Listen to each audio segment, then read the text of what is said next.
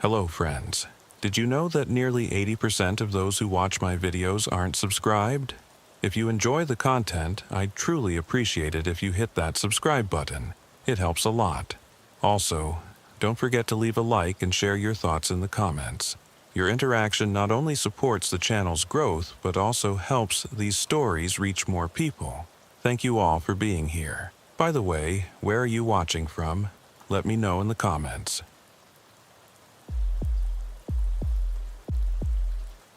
The snow had been falling for 12 hours straight when Officer Earl received the dispatch call. It was 2:47 a.m. on a Tuesday night in February, and the temperature had dropped to 7 degrees below zero. The small town of Millbrook, Wisconsin, was buried under 3 feet of fresh powder, with more coming down every minute. Earl had been patrolling the empty streets for the past 4 hours, watching for stranded motorists and checking on the elderly residents who lived alone in the older neighborhoods. Unit 7, we have a possible home invasion in progress at 1847 Maple Street. Caller is an elderly female, says someone is in her house. She's locked herself in the bathroom. Earl grabbed his radio immediately. Unit 7 responding. ETA 3 minutes. The windshield wipers struggled against the heavy snow as Earl navigated through the deserted streets.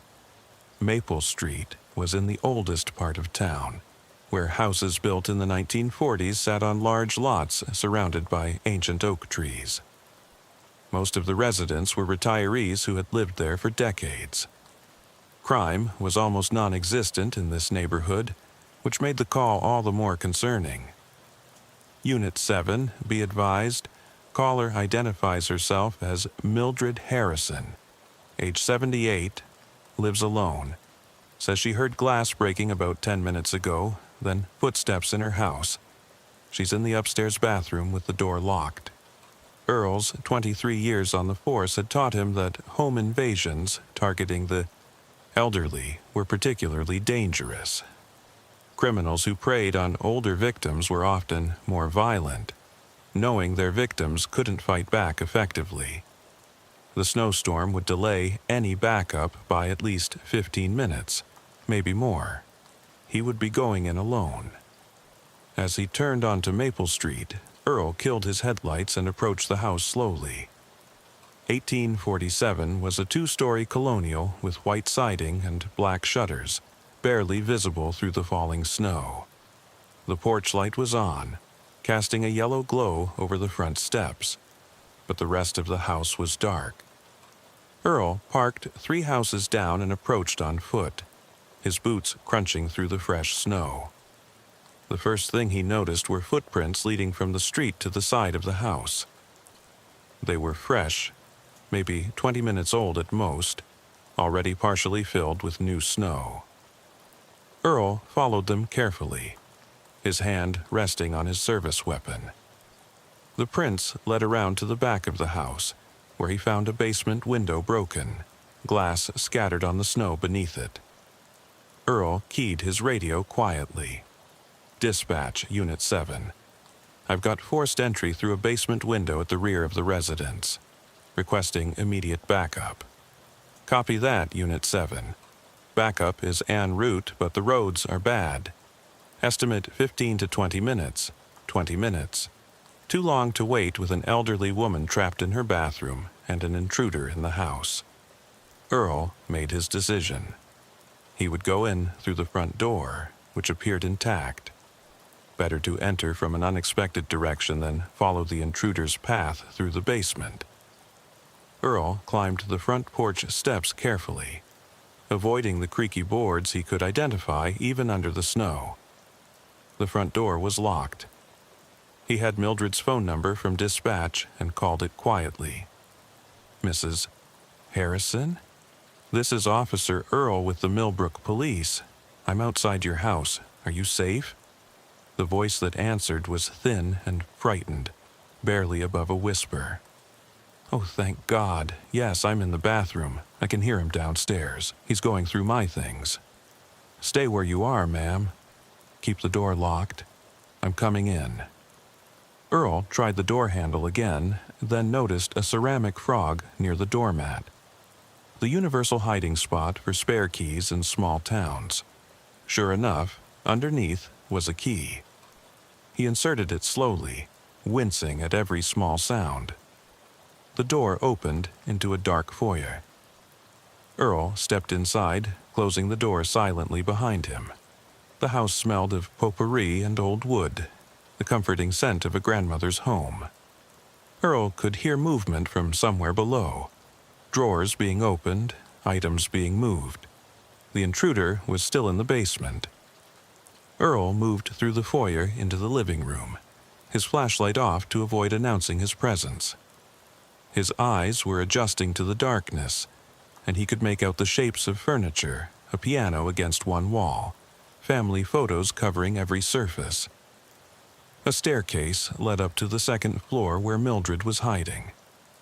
Another door near the kitchen presumably led to the basement. Earl positioned himself where he could watch both, then keyed his radio on its lowest setting. "Dispatch, Unit 7, I'm inside the residence. Suspect appears to be in the basement. Victim is secure upstairs." Before dispatch could respond, Earl heard footsteps on the basement stairs. Heavy footsteps, moving without any attempt at stealth. The intruder thought he had all the time in the world with an elderly woman cowering upstairs. The door to the basement began to open. Earl raised his weapon and flashlight simultaneously. "Police!" "Don't move." The figure in the doorway froze. In the harsh beam of Earl's flashlight stood a man, probably mid-30s, wearing dark clothing and a ski mask. His hands were full of what looked like jewelry boxes and silverware. For a moment, neither moved. Then the suspect dropped everything and ran. Not toward Earl, but back down the basement stairs, moving faster than Earl would have expected. Earl followed, shouting, "Stop! Police!" The basement was cluttered with decades of accumulated possessions. Old furniture, boxes of Christmas decorations, a washer and dryer. The suspect navigated it like he knew the layout, heading straight for the broken window. Earl caught up just as the man was trying to squeeze through the window. He grabbed the suspect's leg and pulled hard.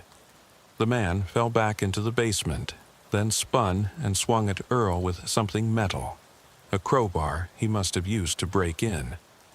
Earl dodged, but the tool caught his shoulder, sending a shock of pain down his arm. The suspect swung again, and this time Earl was ready. He caught the man's wrist and twisted, using a technique drilled into him during training. The crowbar clattered to the floor. They grappled in the dim basement, knocking over boxes and sending their contents spilling across the concrete floor. The suspect was younger and desperate, but Earl had training. Finally, Earl managed to get the suspect on the ground, face down, and pulled out his handcuffs. The man struggled, but Earl got one wrist cuffed, then the other. Only then did he realize he was breathing hard, his shoulder throbbing where the crowbar had connected. "Unit 7? Suspect in custody," he panted into his radio. "Need that backup and medical for a shoulder injury." "Copy that, Unit 7. ETA 5 minutes. Earl pulled the ski mask off the suspect. The face underneath was unfamiliar. A young man with hollow cheeks and desperate eyes, probably looking for items to sell for drug money. But something about him seemed off. His eyes weren't focused on Earl, but on something behind him, and his expression had changed from anger to fear. "You don't understand," the suspect said. "I wasn't robbing her. I was trying to get her out." "Save it for booking," Earl said, but the man continued. "Check on her. The old lady, she called you, right? Go check on her right now." Something in the man's voice made Earl uneasy. He pulled the suspect to his feet and half-dragged him to the basement stairs, cuffing him to the railing. Then he went upstairs, calling out, "Mrs. Harrison, it's Officer Earl. I have the intruder in custody. You can come out now." No response. Earl climbed to the second floor. The bathroom door was still closed. He knocked gently. "Mrs. Harrison, are you all right?" And still nothing. Earl tried the handle. Locked. He knocked harder. "Mrs. Harrison, please answer me." The silence was deafening. Earl stepped back and kicked the door. It took 3 tries before the old lock gave way and the door swung open. The bathroom was empty. The window was closed and locked from the inside. There was nowhere to hide. It was a small bathroom with a tub, toilet, and sink. But Mildred Harrison was not there. Earl felt his blood run cold. He searched the other rooms upstairs quickly. All empty. The beds were made, everything in perfect order. In what must have been Mildred's room, he found a purse on the dresser with a wallet inside.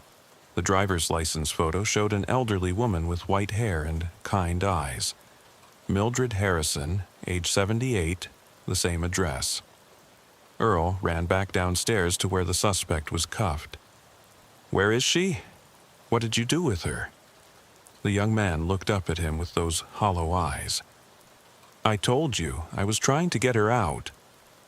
But I was too late." "Check the kitchen." Earl moved to the kitchen, his weapon drawn again. At first, everything looked normal. Clean counters, dishes in the drying rack. Then he saw it. On the kitchen table was a newspaper, dated February 15th. Today was February 22nd, a week old. Next to it was a coffee mug with mold growing on the remnants of coffee inside. His radio crackled. "Unit 7. Backup is arriving now." Earl heard sirens approaching, saw flashing lights through the windows. He walked back to the suspect. "How long has she been gone?" "I don't know exactly. My grandmother lived next door. She was friends with Mrs. Harrison. Gran died 2 months ago, and I came to clean out her house this week. I noticed Mrs. Harrison's mail piling up, newspapers on the porch. I knocked. No answer. Tonight, I saw someone inside with a flashlight moving around.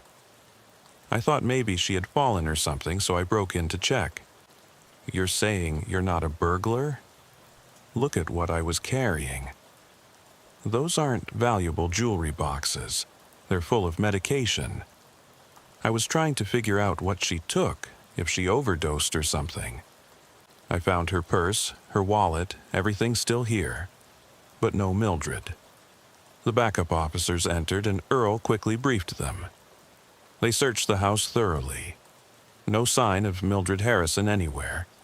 No signs of violence either, except for the broken basement window. The phone in the bathroom that Mildred had supposedly called from was there, but when Earl checked the call history, the last call was from 3 days ago.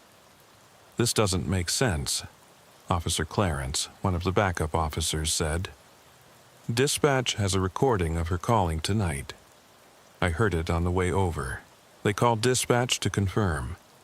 Yes, a woman identifying herself as Mildred Harrison had called from this address at 2:35 a.m.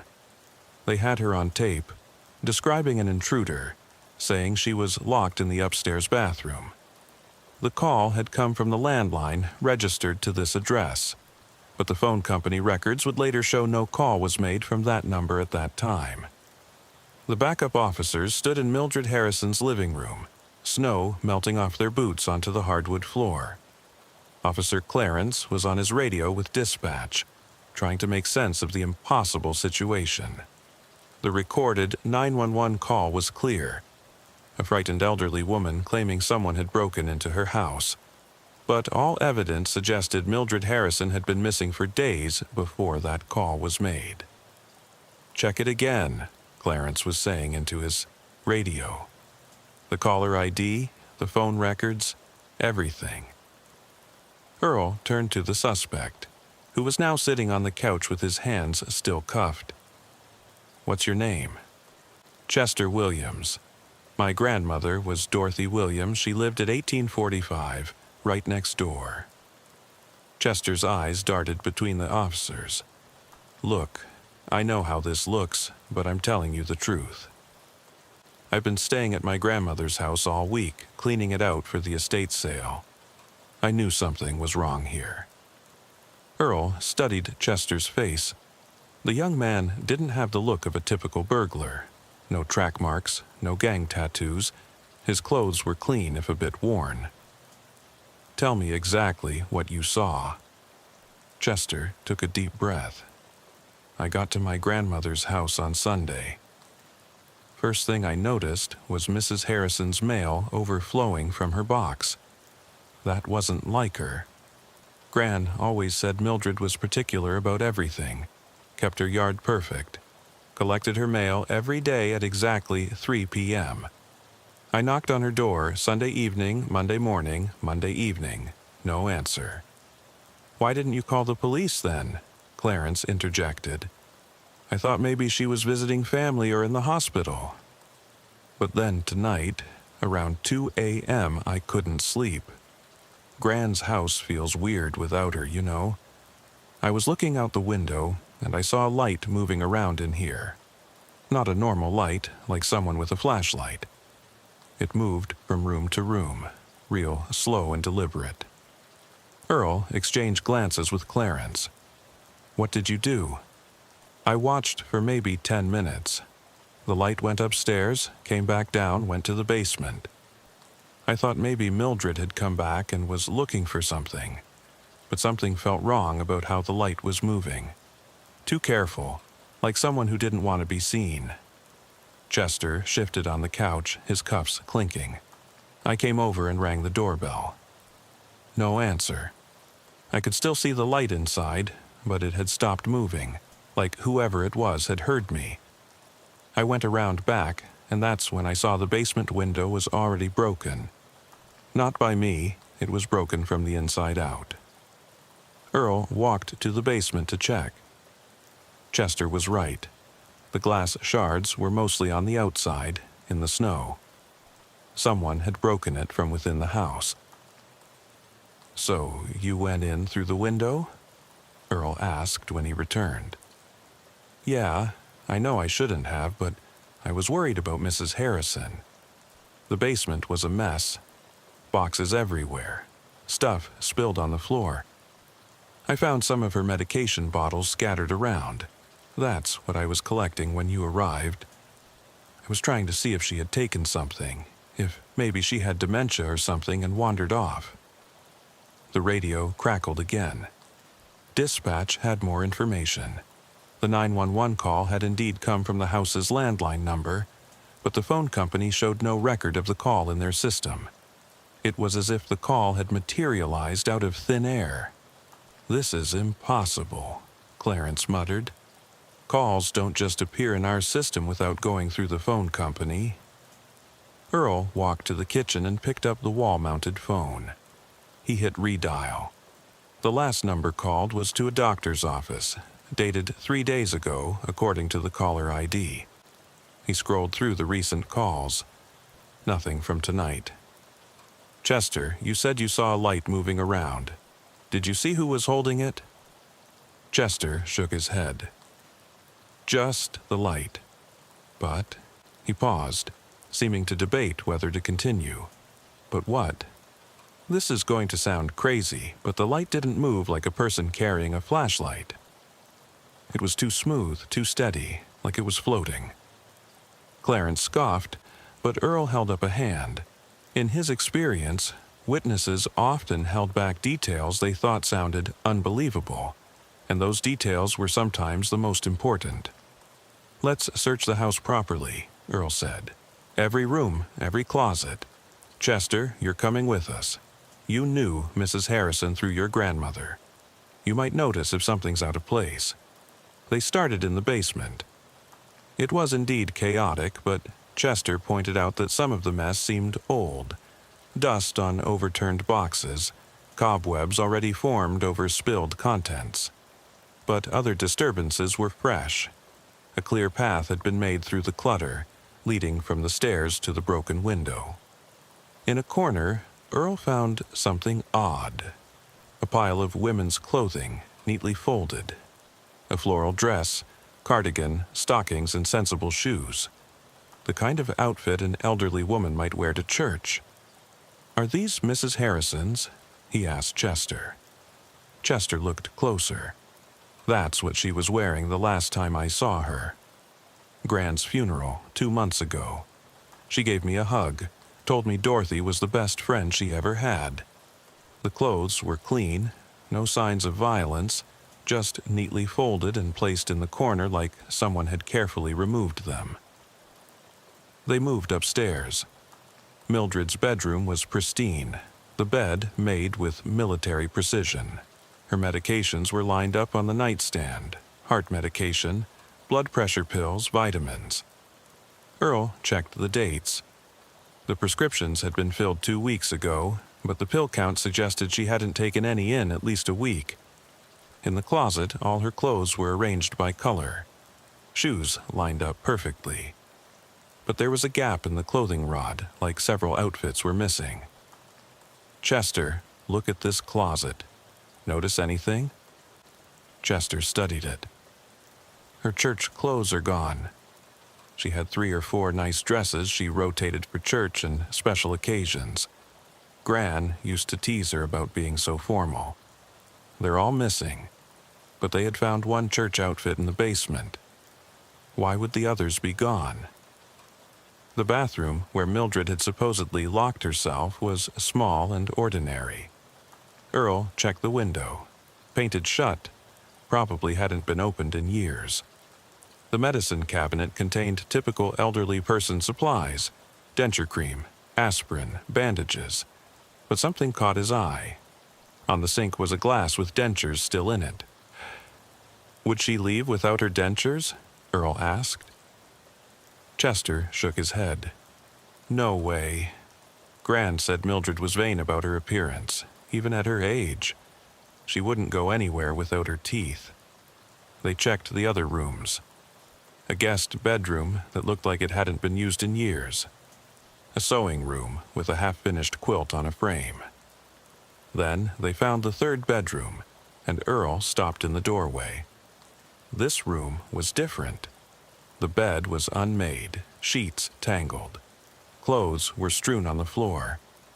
The dresser drawers were pulled out, contents spilled. It looked like someone had been living in here recently, but carelessly, unlike the neat precision of the rest of the house. "This isn't right," Chester said. "Mrs. Harrison would never leave a room like this." Earl noticed something else. The clothes on the floor weren't elderly woman's clothes. They were younger in style: jeans, t-shirts, a leather jacket. Size small, but definitely not something a 78-year-old would wear. "Someone else has been staying here," Clarence said, stating the obvious. Earl walked to the dresser. Among the scattered items were photographs. Not the formal family photos displayed throughout the house, but Polaroids. He picked one up and felt his stomach turn cold. It was a photo of Mildred Harrison. She was sitting in what looked like a basement, not her basement, somewhere else. Concrete walls, a single bulb hanging from the ceiling. She was wearing one of her church dresses and staring at the camera with an expression of resigned fear. "Jesus," Clarence breathed, looking over Earl's shoulder. There were more photos, all of Mildred, all in the same concrete room. In some, she was sitting on a cot. In others, standing by a metal door. The photos seemed to span several days, her hair becoming increasingly disheveled, her clothes more wrinkled. "She's being held somewhere," Earl said. "These photos, someone's documenting it." Chester had gone pale. Who would do this? Why? Earl's radio crackled. It was dispatch again, and the voice sounded shaken. "Unit 7, we've received another call. Same voice as earlier, claiming to be Mildred Harrison. She says she can see you in her house right now. She's describing what you're wearing, what room you're in." Earl felt the hair on his neck stand up. He was in the third bedroom, wearing his standard blue uniform with his badge number visible. What exactly is she saying? "She says, Officer Earl is holding a photograph. Officer Clarence is by the door. There's a young man in handcuffs. She's crying, saying, "Please don't let her take anything else." "Her?" Earl asked. "Who is her?" The caller won't say, just keeps repeating, "Don't let her take anything else," and crying. Earl looked around the room more carefully. In the corner was a small camera, the kind used for home security, but it was turned off, unplugged. The red recording light was dark. "Trace the call," Earl ordered. "Get an exact location." While they waited, Earl continued examining the photos. In the background of one, he could make out part of a sign on the wall. It was partially obscured, but he could see Orage Uni, and below it, Mate Kant. "Storage unit," Clarence said. "Climate controlled." Chester suddenly spoke up. "There's a storage facility about 3 miles from here, Millbrook Self-Storage. Gran had a unit there for years. She gave me the key before she died, said everything in it was mine." Earl turned to him. "Do you still have that key?" Chester nodded. "It's at Gran's house. Unit 47. Clarence, stay here with Chester. Keep searching the house. I'm going to check that storage facility." "Earl, wait for backup." But Earl was already moving. Something about this whole situation felt urgent, like time was running out. The snow had let up slightly, but the roads were still treacherous. He drove as fast as he safely could, his mind racing. The storage facility was on the outskirts of town, surrounded by a chain-link fence. The gate was supposed to be locked after 10 p.m., but it was standing open. Earl drove through, his headlights sweeping across rows of identical storage units. Unit 47 was in the back corner. Earl approached carefully, his hand on his weapon. The padlock was hanging open. He could hear something inside. A soft humming, like someone singing to themselves. He pulled the door open. Inside, illuminated by a battery-powered lantern, was an elderly woman. But it wasn't Mildred Harrison. This woman was younger, maybe in her 60s, with wild gray hair and bright manic eyes. She was sitting at a folding table, speaking into a cell phone. "Yes, he's here now," she was saying in a perfect imitation of an elderly woman's voice. "The officer is here. He's found my secret room." Earl recognized the voice. It was the same one from the 911 calls. The woman looked up at him and smiled. "Hello, Officer Earl. Mildred's been waiting for you." "Where is Mildred Harrison?" Earl demanded, his weapon drawn but pointed at the ground. The woman stood up slowly. She was wearing one of Mildred's church dresses, but it hung loose on her thinner frame. "I am Mildred Harrison. I've always been Mildred Harrison. Ever since Dorothy died and left me all alone. You're not Mildred. Where is she?" The woman's smile widened. "Dorothy was my only friend. When she died, Mildred didn't even cry at the funeral. Just hugged Chester and went home to her perfect little life. But Dorothy was everything to me. We were in the nursing home together before I got better and they let me out. Dorothy understood me. Mildred never did." Earl kept his weapon ready but tried to keep his voice calm. "What's your name?" "I told you. I'm Mildred now. The other one. She didn't deserve that name, didn't deserve that house, didn't deserve Dorothy's friendship. Where is the real Mildred?" The woman gestured to the back of the storage unit. There was another door, leading to an adjoining unit. Earl moved carefully, keeping an eye on the woman. He opened the door. The adjoining unit had been converted into a crude living space. A cot, a portable toilet, a small refrigerator running off a generator. And on the cot, lying very still, was Mildred Harrison. Earl rushed to the cot, keeping one eye on the woman who claimed to be Mildred. The real Mildred Harrison was unconscious but breathing, her chest rising and falling slowly. She was wearing one of her church dresses, but it was dirty and wrinkled. Her white hair was matted, and there were restraint marks on her wrists. "What did you do to her?" Earl demanded, reaching for his radio to call for an ambulance. The woman, the imposter, laughed. It was a strange, childlike sound. "I gave her something to help her sleep. She was so noisy at first, crying and begging. But I explained to her that I needed to learn. I needed to become her. Dorothy would have wanted us to be friends." Earl called for backup and an ambulance, giving the location. Then he checked Mildred's pulse. It was weak but steady. There were 4 marks on her arm and several empty IV bags in a trash bin nearby. The woman had been keeping her hydrated at least. "How long has she been here?" Earl asked. "Since Dorothy's funeral. 2 months. Well, not here exactly. We moved around a bit. I had to find the right place. Dorothy's storage unit seemed fitting, don't you think? A place where memories are kept." Earl noticed a notebook on a shelf. He picked it up, flipping through it while keeping his weapon ready. It was filled with observations about Mildred Harrison, her daily routine, her manner of speaking, her favorite phrases, phone numbers of her friends, her doctor, her church. The woman had been studying Mildred like a scientist studying a specimen. "You've been calling her friends, pretending to be her," Earl said. "I had to practice." The voice was easy. I've always been good with voices. But the words, the way she talked about things, that took time. I called her doctor to cancel appointments. Called her church friends to say she was visiting family. I've been living in her house for a week now, being her. And tonight?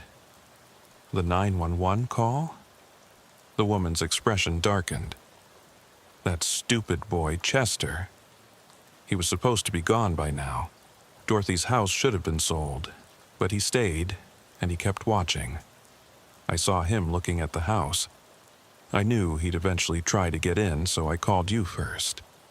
I thought if the police found him breaking in, he'd be arrested and leave me alone." Earl heard sirens approaching. His backup was almost here. But why take her clothes? Why the photographs? I needed to understand her. How she moved, how she dressed. The photographs were to study her expressions. Did you know she has 17 different smiles? One for strangers, one for friends, one for when she's being polite, but doesn't mean it. Dorothy only had 3 smiles, and they were all real. The woman moved closer to Mildred's unconscious form. Earl raised his weapon. "Step back. I'm not going to hurt her." "Not anymore. She's almost used up anyway." "Used up? Her life, her identity. I've taken most of it now, her house, her routines, her voice. Soon there won't be anything left of the old Mildred, just me." The backup officers arrived, along with paramedics. They rushed in, immediately attending to Mildred. One of the paramedics looked at the IV marks and the empty bags. "She's been sedated, probably with surgical anesthetic. We need to get her to the hospital now." As they loaded Mildred onto a stretcher, she stirred slightly. Her eyes opened, unfocused and confused. She looked at Earl, then at the woman in her dress. "Dorothy?" she whispered. "Is that you?" The imposter smiled that practice smile. "No, dear. Dorothy's gone. I'm you now." Mildred's eyes widened in terror before the paramedics sedated her for transport. Officer Clarence arrived as they were taking the imposter into custody. "Earl, you need to hear this. We found more at the house. There's a whole room in the attic we missed. It's like a shrine." Earl left the imposter with the other officers and followed Clarence back to Mildred's house. Chester was still there, sitting in the back of a patrol car for his own protection. They climbed to the attic, which was accessed through a pull-down ladder in the hallway ceiling that they had overlooked earlier. The attic had been transformed. The walls were covered with photographs, but not of Mildred. They were all of Dorothy Williams, Chester's grandmother.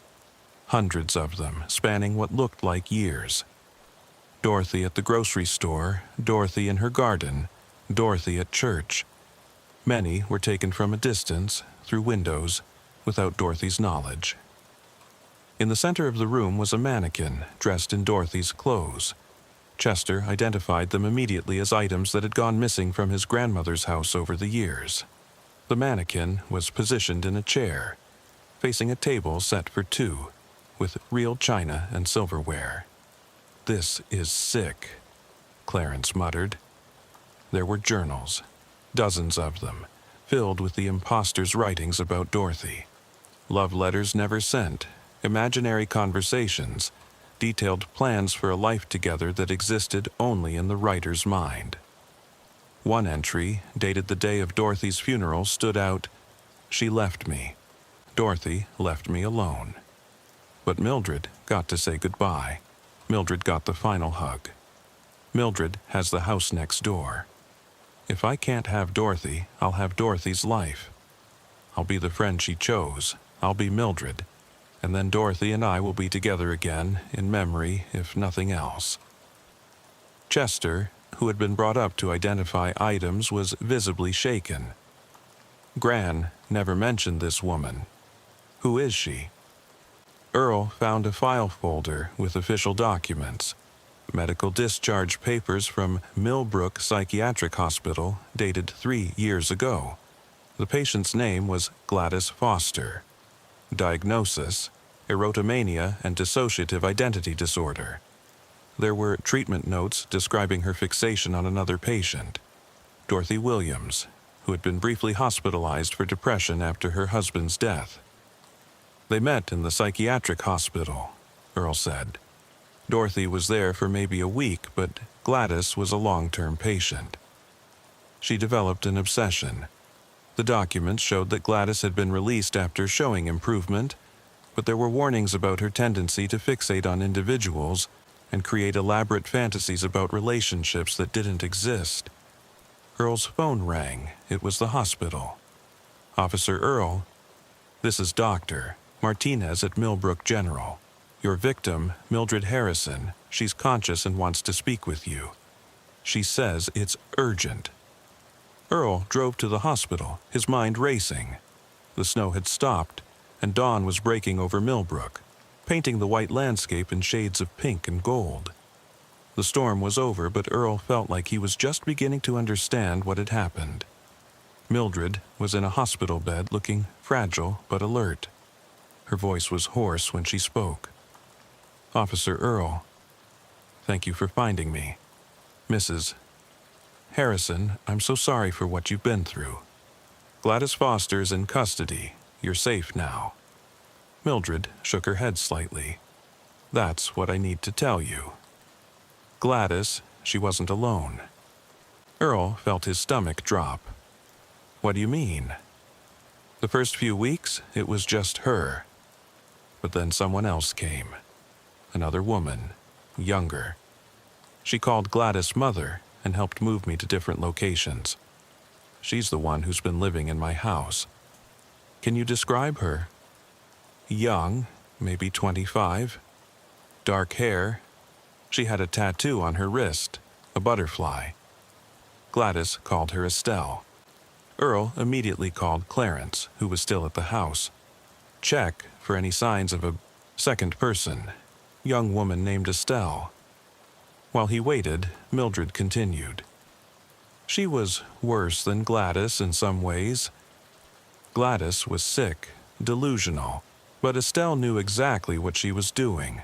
She enjoyed it. She would try on my clothes and laugh about how she was going to spend my savings." Clarence called back within minutes. "Earl, we found something. There's a laptop hidden in the attic. It's logged into Mildred's bank accounts. Someone's been transferring money out for weeks. Small amounts, but it adds up to about $30,000. The transfers went to an account under the name Estelle Foster. Same last name as Gladys." Earl turned back to Mildred. Did Gladys ever mention having a daughter? She talked about her constantly. Said Estelle was the only one who understood her.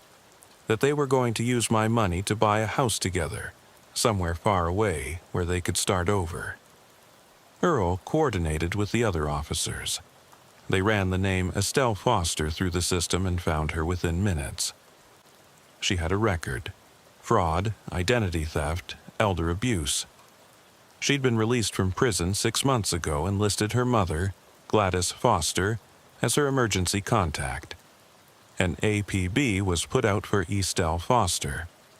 Her last known address was an apartment in the next town over, but when officers arrived, they found it had been abandoned weeks ago. The landlord said she'd left in the middle of the night, owing 2 months' rent.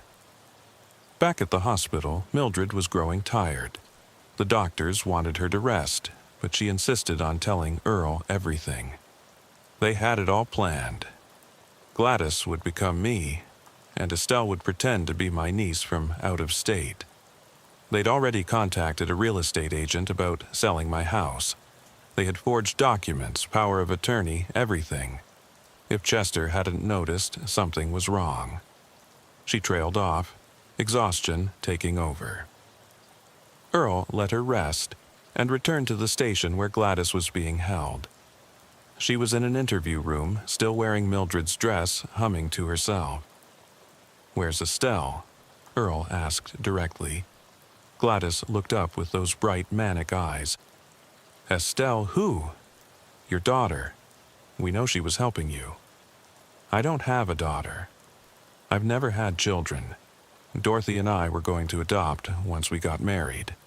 "Dorothy's dead, Gladys." "She's been dead for 2 months." Gladys's expression didn't change. "No, Dorothy's waiting for me. She's at home making dinner. Pot roast, my favorite. We're going to eat together just like always." Earl realized he wasn't going to get anything useful from Gladys. Her delusions were too strong. But Estelle was still out there, and she had Mildred's money and possibly her identification documents. The search for Estelle Foster continued for 3 days. During that time, more information came to light. She had been visiting her mother at the psychiatric hospital for years, and staff remembered her as manipulative and cruel. She had encouraged her mother's delusions, seeing them as opportunities for financial gain. Bank records showed that the $30,000 had been withdrawn in cash from various ATMs across 3 states. Estelle was running, but she was also smart. She never used the same ATM twice, never stayed in one place long enough to be tracked. On the 4th day, Earl received a call from a detective in Chicago. A woman matching Estelle's description had been arrested trying to use Mildred Harrison's credit card at a hotel. When they searched her room, they found multiple fake IDs, credit cards belonging to at least 5 elderly victims, and a notebook similar to the one Gladys had kept. But this one was full of potential targets: elderly people living alone in small towns across the Midwest. Estelle was extradited back to Wisconsin. Unlike her mother, she showed no signs of mental illness. She was calculating and cold, refusing to speak without a lawyer. But the evidence was overwhelming. She was charged with kidnapping, elder abuse, fraud, and conspiracy. During her trial, the full scope of the mother-daughter operation was revealed. They had done this before, in other states, though never for as long or as elaborately as with Mildred Harrison. They would identify lonely elderly people, study them, and then Gladys would befriend them while Estelle handled the financial aspects. When things got too complicated or risky, they would move on to a new town, new victims. But Gladys's obsession with Dorothy Williams had changed their pattern. Instead of a quick score, Gladys had wanted to actually become Mildred, to live next door to where Dorothy had lived, to maintain the fantasy of their friendship. This deviation from their usual pattern had been their downfall. Mildred Harrison recovered physically, though the psychological trauma took longer to heal. She couldn't return to her house immediately. The thought of someone else living her life in federal prison without the possibility of parole. She was placed in solitary confinement after it was discovered she was trying to steal the identities of other inmates. Gladys Foster died in the psychiatric facility 6 months later. The official cause was heart failure, but staff said she had simply stopped eating after learning about her daughter's arrest. Her last words were reportedly, "Dorothy is waiting for me." But for Earl, the case never really ended. Every welfare check on an elderly resident, every missing person report, every routine call to a quiet neighborhood carried the weight of possibility. The possibility that the person he was talking to wasn't who they claimed to be. A year after Estelle's arrest, Earl received a letter. No return address, postmarked from Arizona. Inside was a photograph of an elderly woman he didn't recognize, sitting on a park bench, feeding pigeons. On the back was written, "Officer Earl, you found 7. But Estelle taught others before she was caught. We learned from the best. Check on your mother, Earl. When did you last see her in person? Are you sure it was really her?" A friend, Earl's mother, lived in Florida. He had talked to her on the phone last week but hadn't visited in 6 months. The voice had sounded right, had said all the right things. But now he wondered. He took emergency leave and flew to Florida that night. His mother answered the door, looking exactly as she should. She hugged him, asked why he hadn't called to say he was coming. Everything was normal. But Earl found himself studying her face, her mannerisms, the way she moved through her own house. She noticed his scrutiny. "What's wrong, honey?" "You're looking at me strangely." "Just a difficult case, Mom." "It's made me paranoid." She made his favorite dinner, told the same stories she always told, laughed at the same old jokes. She was perfectly herself. Or was she perfect at being herself? Earl stayed for 3 days, and by the end, he was satisfied. This was his mother. But the doubt that had been planted would never fully go away. Every interaction with anyone, especially elderly people living alone, carried that seed of uncertainty. On his flight back to Wisconsin, Earl read through the case files one more time. Estelle had been right about one thing. They had only found the ones she wanted them to find. How many others had learned her techniques? How many elderly people had vanished without anyone noticing, replaced by younger imposters seeking to steal their Social Security checks, their homes, their very existence? The flight attendant, an elderly woman with a kind smile, offered him coffee. As she poured, Earl found himself studying her hands. They moved with a grace that seemed somehow too youthful for her apparent age. "Is everything all right, sir?" she asked. "Fine," Earl said. "Everything's fine." But he watched her walk away, noting the smooth confidence of her gait, wondering who she really was beneath the uniform and the practiced smile. Back in Millbrook, life continued. The house at 1847 Maple Street, Mildred's former home, was sold again after the young family moved away, disturbed by the history they had learned. It stood empty now, a for sale sign slowly being covered by snow.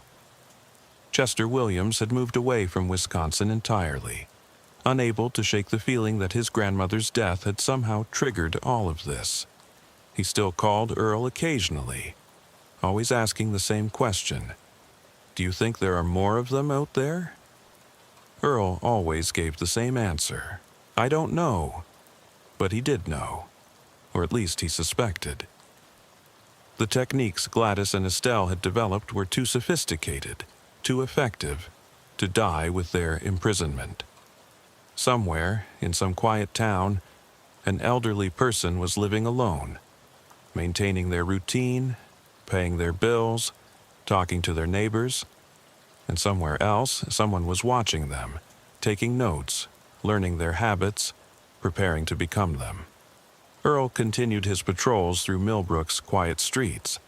He checked on elderly residents more frequently now, looking for signs he wasn't even sure how to recognize.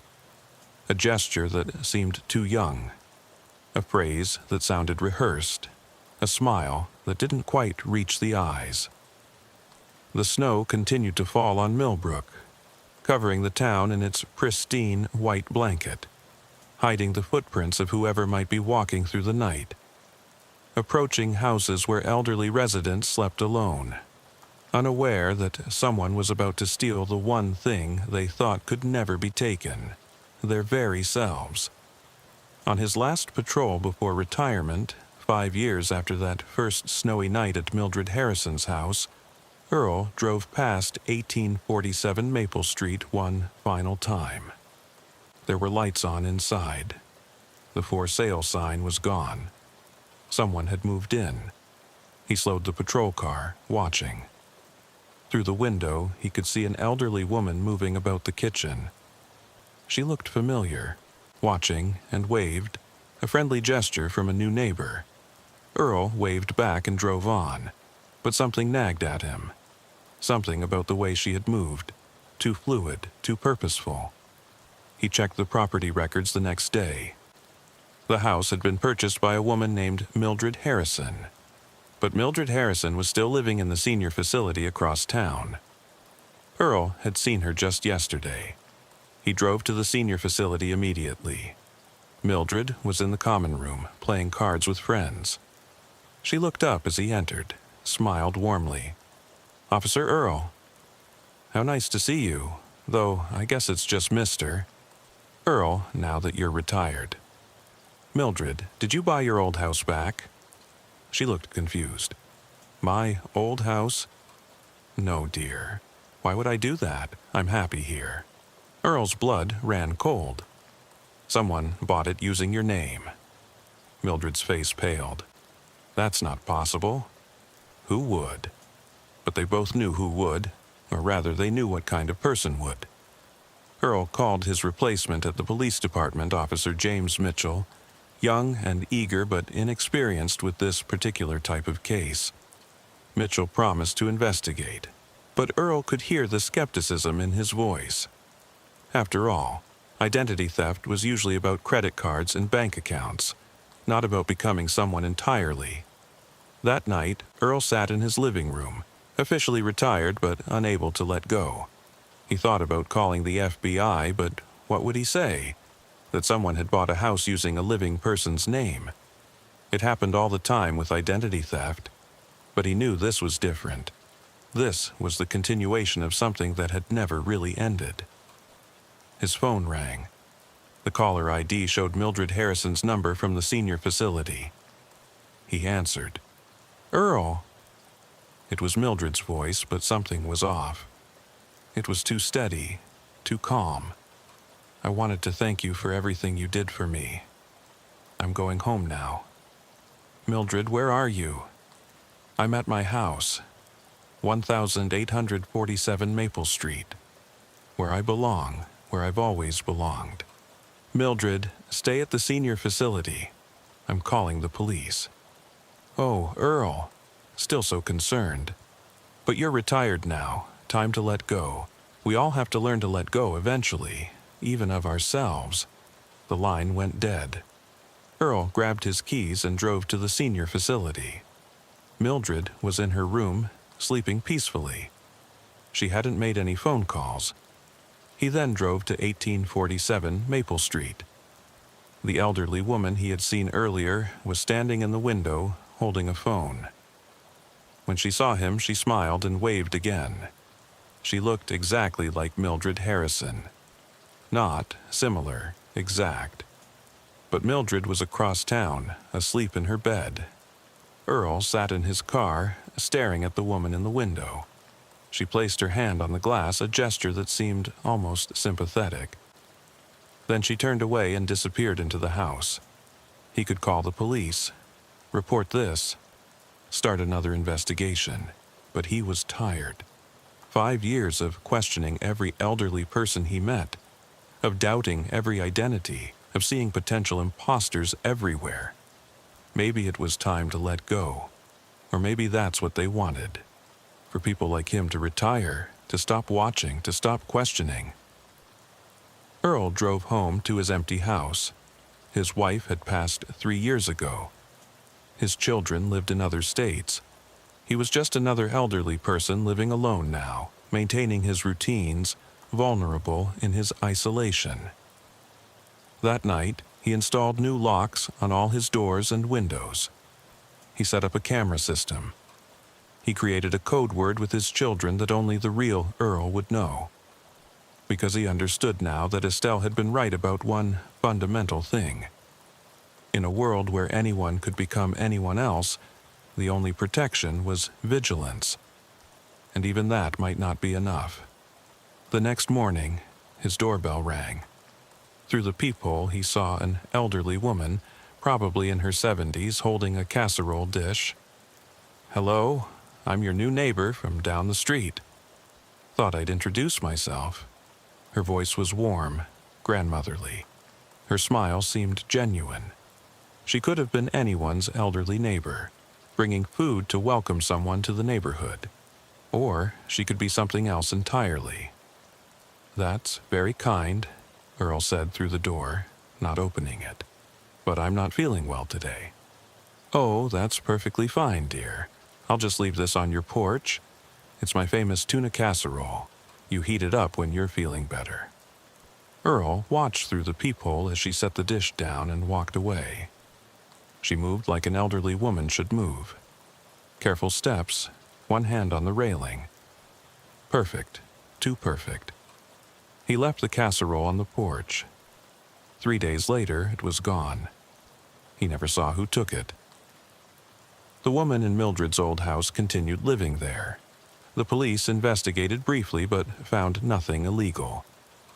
The woman had identification saying she was Mildred Harrison. The real Mildred, increasingly confused and frightened, stopped leaving the senior facility. Earl watched from his window as the imposter Mildred went about her daily routine. Mail at 3 p.m., garden watering at 4, lights out at 9:30, exactly as the real Mildred had lived. One evening, his phone rang. The caller ID showed his daughter's number in California. "Dad, how are you?" It was her voice. But Earl had installed that code word system for a reason. "What's our word, sweetheart?" A pause, then a laugh. His daughter's laugh, perfectly reproduced. "Dad, are you serious?" "It's me. The word." Another pause. Then the line went dead.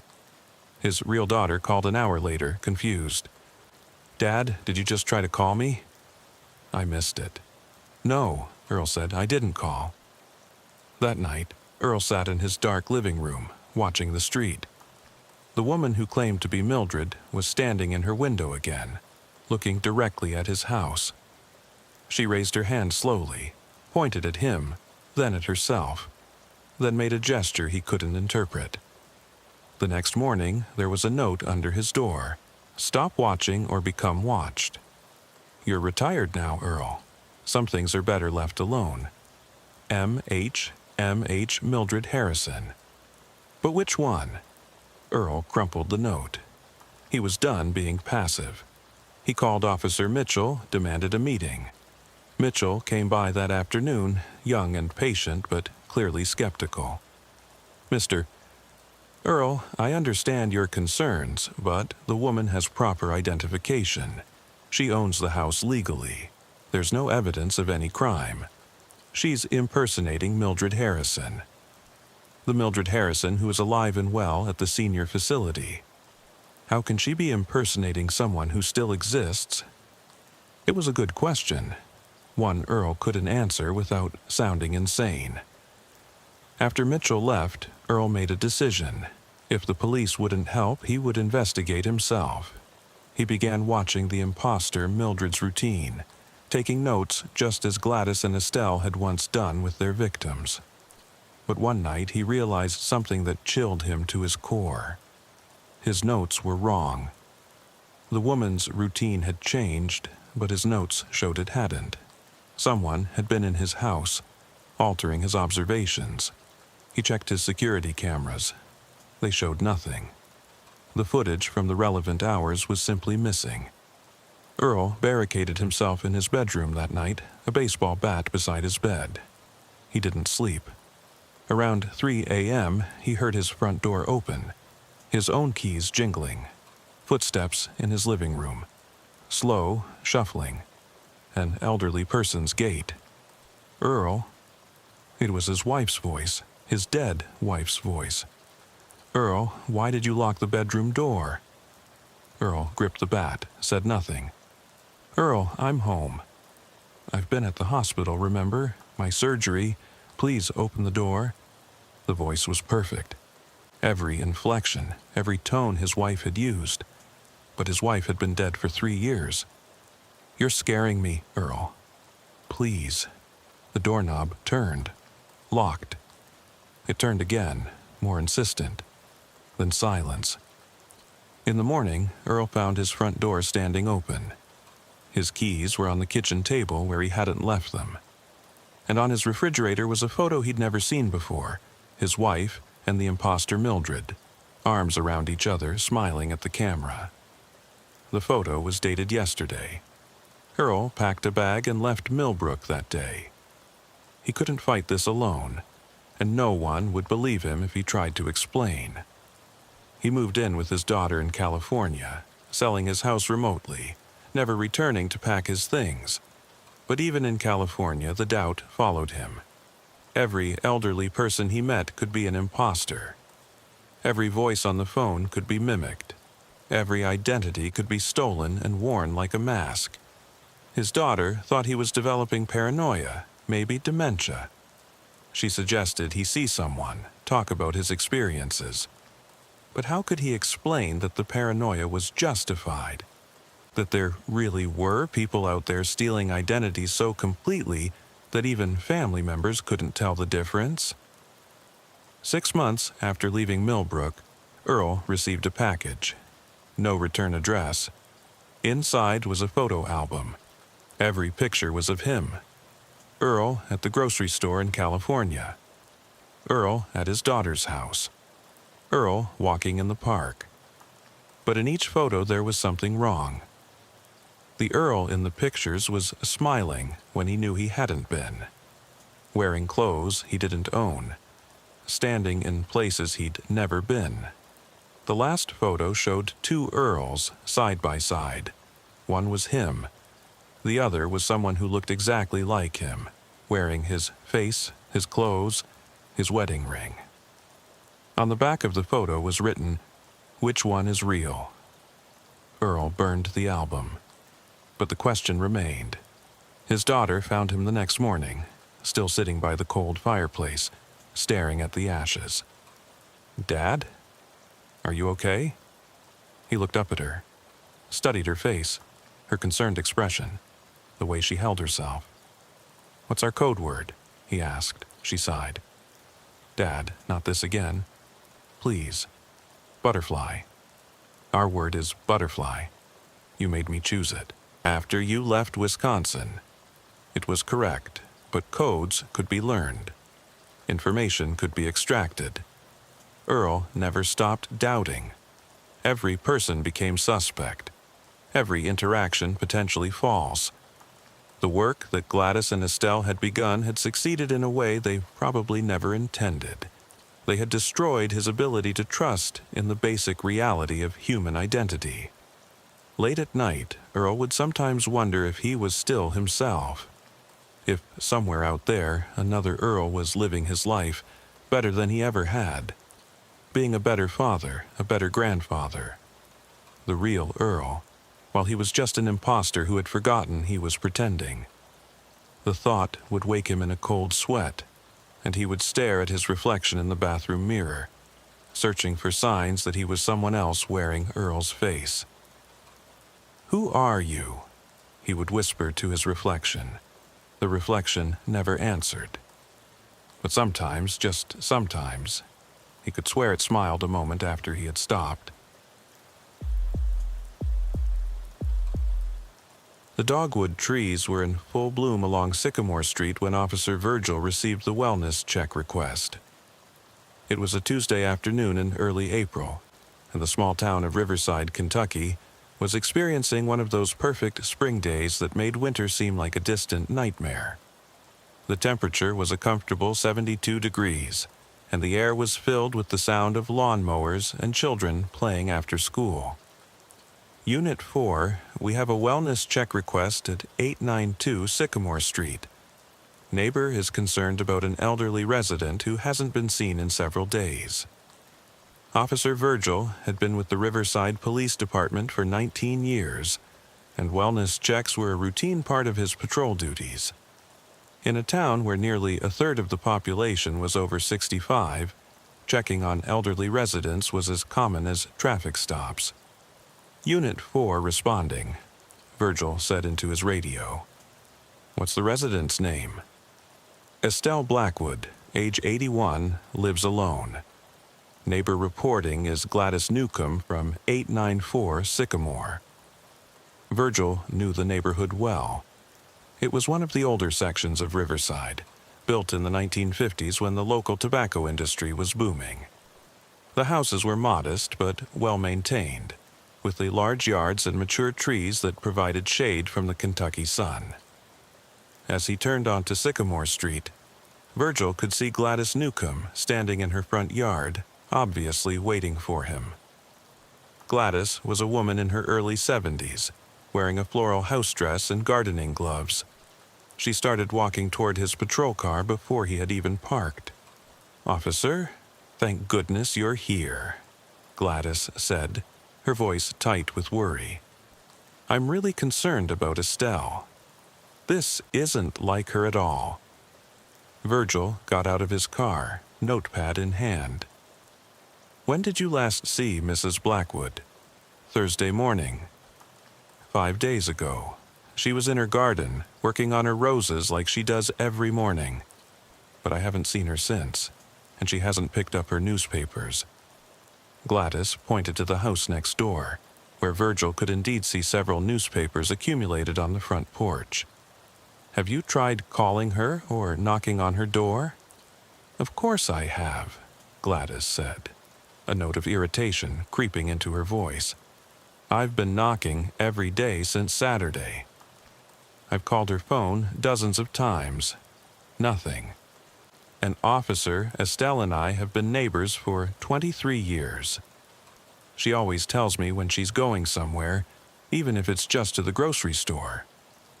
Virgil studied the house at 892 Sycamore Street. It was a single-story ranch with yellow siding and white trim. The lawn was starting to look overgrown, unusual for this neighborhood where lawn care was practically a competitive sport. The curtains were drawn on all the windows he could see. "Does Mrs. Blackwood have any family nearby? Anyone who might know where she is?" Gladys shook her head. "Her husband, Harold, died 8 years ago. They never had children. She has a nephew in Louisville, but they're not close. Homer, I think his name is.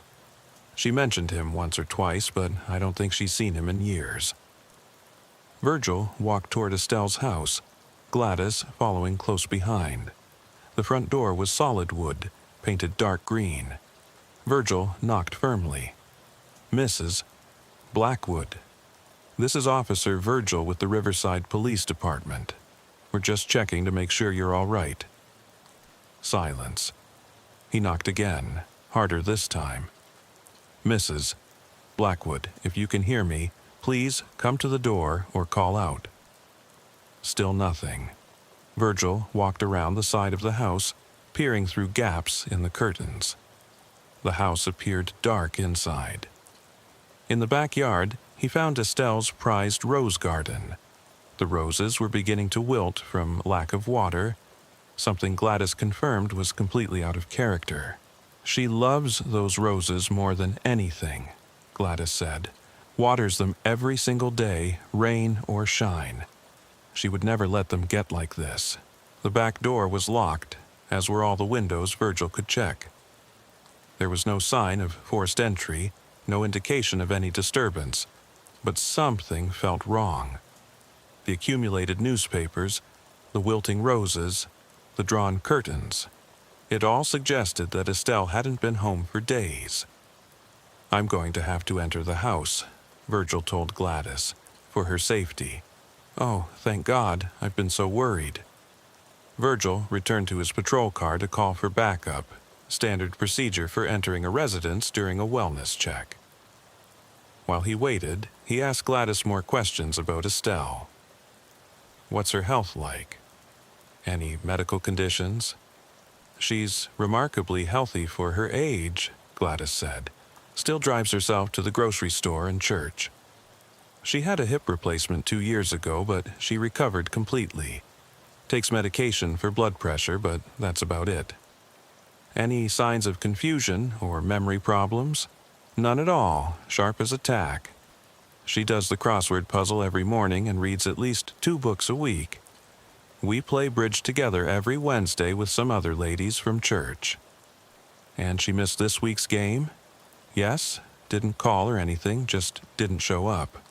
That's when I really started to worry. Officer Clarence arrived as backup within 10 minutes. He was younger than Virgil, only 5 years on the force, but reliable and thorough. Together, they approached the front door. "Mrs. Blackwood, this is the police. We're concerned for your safety and are going to enter your home," Virgil announced loudly. They tried the door handle, locked. Virgil checked under the doormat and in the obvious hiding spots for a spare key, but found nothing. "Gladys, do you know if she keeps a spare key anywhere?" "She used to keep one under that ceramic frog by the steps, but she moved it after there were some break-ins in town last year. I'm not sure where she keeps it now." Virgil made the decision to force entry. Using a pry bar from his patrol car, he carefully worked the door open, trying to minimize damage. The door swung inward, revealing a dark foyer. "Mrs. Blackwood, Police Department." The house was silent except for the ticking of a grandfather clock in the living room. Virgil and Clarence entered carefully, hands on their weapons but not drawn. The smell hit them immediately. Not the smell of death, which Virgil had unfortunately encountered before, but something else. Stale air, rotting food, and something chemical like cleaning products. The living room was tidy but dusty, as if it hadn't been disturbed in days. Family photos covered the mantel and side tables. Estelle and her late husband at various stages of their life together. The television was off. The remote control placed precisely on the coffee table. They moved to the kitchen. Here, they found the source of the rotting smell. A half-eaten sandwich on the counter covered in mold. A cup of coffee sat beside it, a film of mold floating on the surface. Virgil checked the date on the milk in the refrigerator. It had expired 6 days ago. "She was interrupted during a meal," Clarence observed. "Just got up and left?" But that didn't explain the chemical smell, which was stronger now. Virgil followed it down the hallway toward the bedrooms. The master bedroom door was closed. He knocked. "Mrs.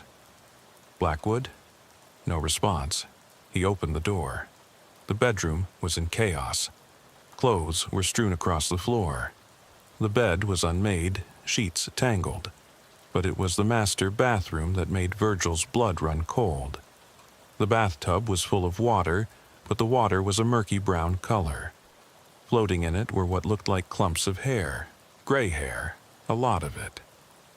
On the counter were several bottles of hair dye, opened and spilled. The sink was stained with dark dye. A pair of scissors lay on the floor. "What the hell?" Clarence muttered. Virgil examined the scene more carefully. There was no sign of blood, no indication of violence. But the amount of hair in the bathtub was disturbing. It looked like someone had cut off all their hair and then tried to dye what was left. They searched the rest of the house. The spare bedroom was undisturbed, as was the small room Estelle used as a library. But in the basement they found something even more puzzling. The basement was unfinished, used mainly for storage. But in one corner, someone had set up a makeshift living area. A sleeping bag on an air mattress, a battery-powered lantern, several jugs of water, and boxes of non-perishable food. It looked like someone had been preparing to hide down here. Or someone was hiding down here, Clarence suggested. But who? And where were they now? They returned upstairs to find Gladys had entered the house, despite being told to wait outside. "Did you find her? Is she all right?" "She's not here," Virgil said. "Gladys, I need you to think carefully. Has Estelle mentioned anyone visiting recently? Any problems with anyone?" Gladys thought for a moment. "Well, there was something strange. About 2 weeks ago, she mentioned that someone had been calling her, claiming to be from Medicare or Social Security or something. She said they were very pushy, asking lots of personal questions. She was worried it was a scam. Did she report it?" "I don't think so. She just stopped answering calls from numbers she didn't recognize." "But then what?" "This is probably nothing, but last week, Tuesday, I think, I saw someone at her door. A younger woman, maybe 40s or 50s. Dark hair. She was here for maybe an hour." "Did Estelle mention this visitor?" "No, but I didn't ask. I try not to be nosy." Virgil was about to respond when his radio crackled. "Unit 4, we have a situation you need to know about. We just received a call from Riverside General Hospital. They have an elderly woman who was brought in 3 days ago. No identification. She's been mostly unconscious, but she just woke up and is claiming her name is Estelle Blackwood." Virgil and Clarence exchanged glances. "We're on our way," Virgil said into his radio. He turned to Gladys. "We may have found her. I'll let you know as soon as we confirm it's her." The drive to Riverside General took only 10 minutes, but Virgil's mind was racing. If Estelle had been in the hospital for 3 days, who had cut their hair in her bathroom? Who had set up the hiding spot in her basement? At the hospital, they were directed to the 3rd floor, where a doctor. Patel met them. "She was brought in Saturday evening by ambulance, doctor," Patel explained as they walked. "Found wandering on Highway 68, about 5 miles outside of town. She was confused, dehydrated, and her hair had been crudely cut and dyed black. No identification, no phone, nothing." "How is she now?" "Better. The confusion seems to be clearing. She's been asking for someone named Gladys. Says she's her neighbor." They entered the hospital room to find an elderly woman propped up in bed. Virgil almost didn't recognize her. Her hair, which Gladys had described as silver and always perfectly styled, was now short, choppy, and dyed an uneven black. She had bruises on her arms and a cut on her forehead that had been stitched. "Mrs. Blackwood? I'm Officer Virgil. Your neighbor Gladys has been worried about you." The woman's eyes filled with tears. "Oh, thank God, no one here believed me. They kept saying I was confused, that I didn't know my own name." "Can you tell me what happened?"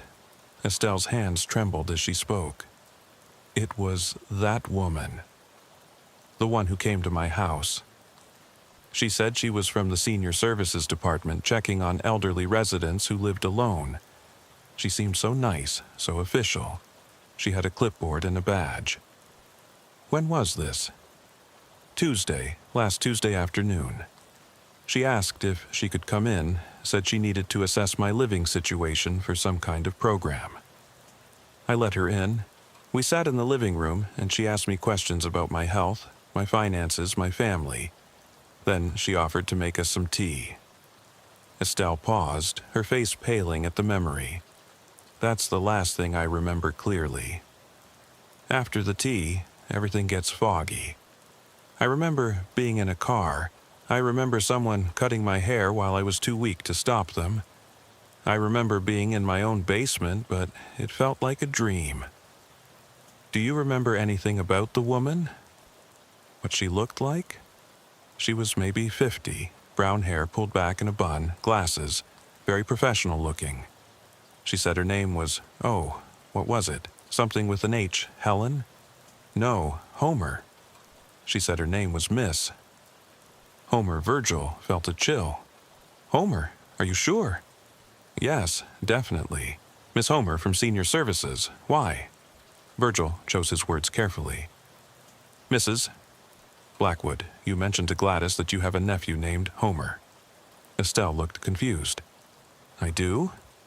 I don't have any nephews.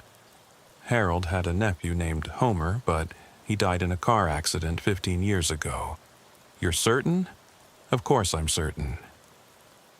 We went to his funeral in Louisville. Virgil exchanged another look with Clarence.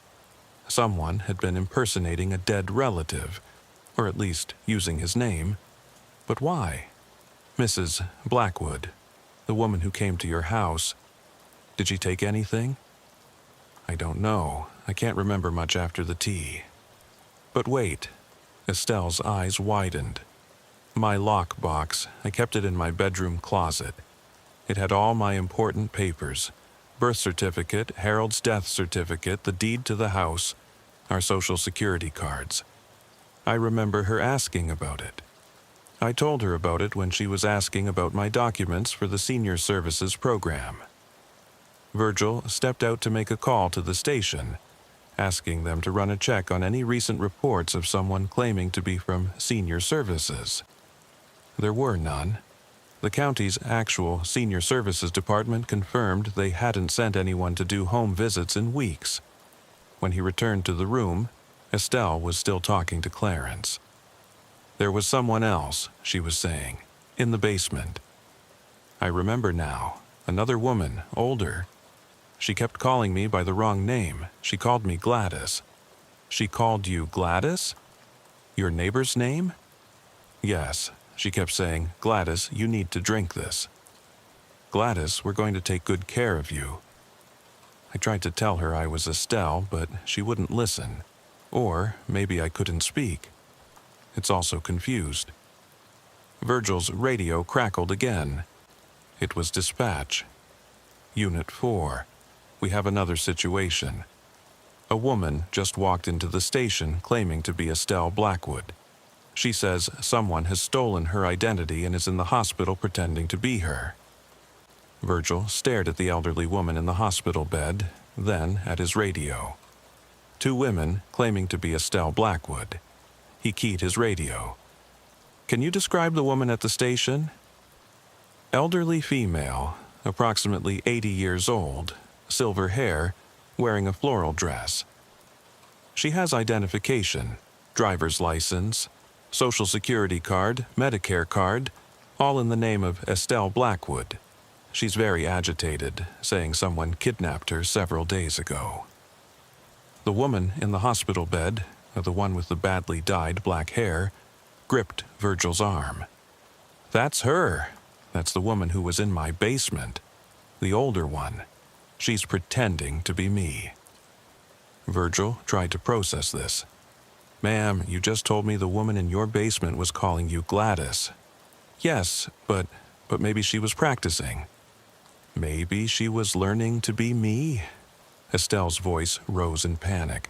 Officer, you have to believe me. I'm the real Estelle Blackwood. I've lived in that house for 30 years. Ask me anything about the neighborhood, about my life. Where did you and Harold get married? First Baptist Church of Riverside, June 15, 1962. Reverend Thomas performed the ceremony.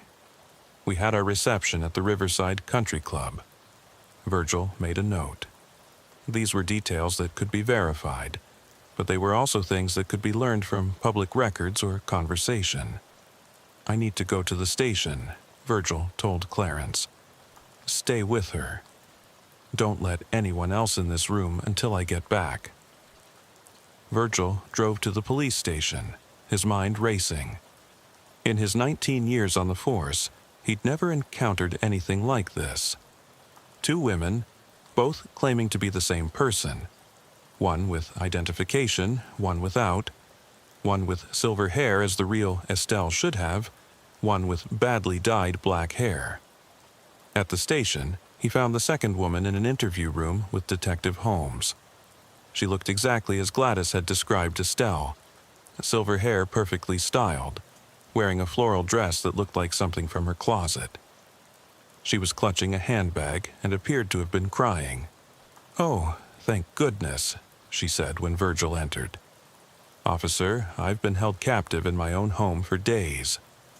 These women, they drugged me, kept me in my basement. They were trying to steal my identity. Can you tell me what happened?" This Estelle's story was similar but different. "It was last Tuesday. A woman came to my door claiming to be from Senior Services.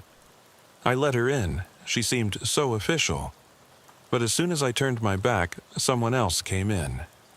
An older woman. They forced me to drink something that made me dizzy. They kept me in my basement for days, barely feeding me. They asked me all sorts of questions about my life, my bank accounts, my history.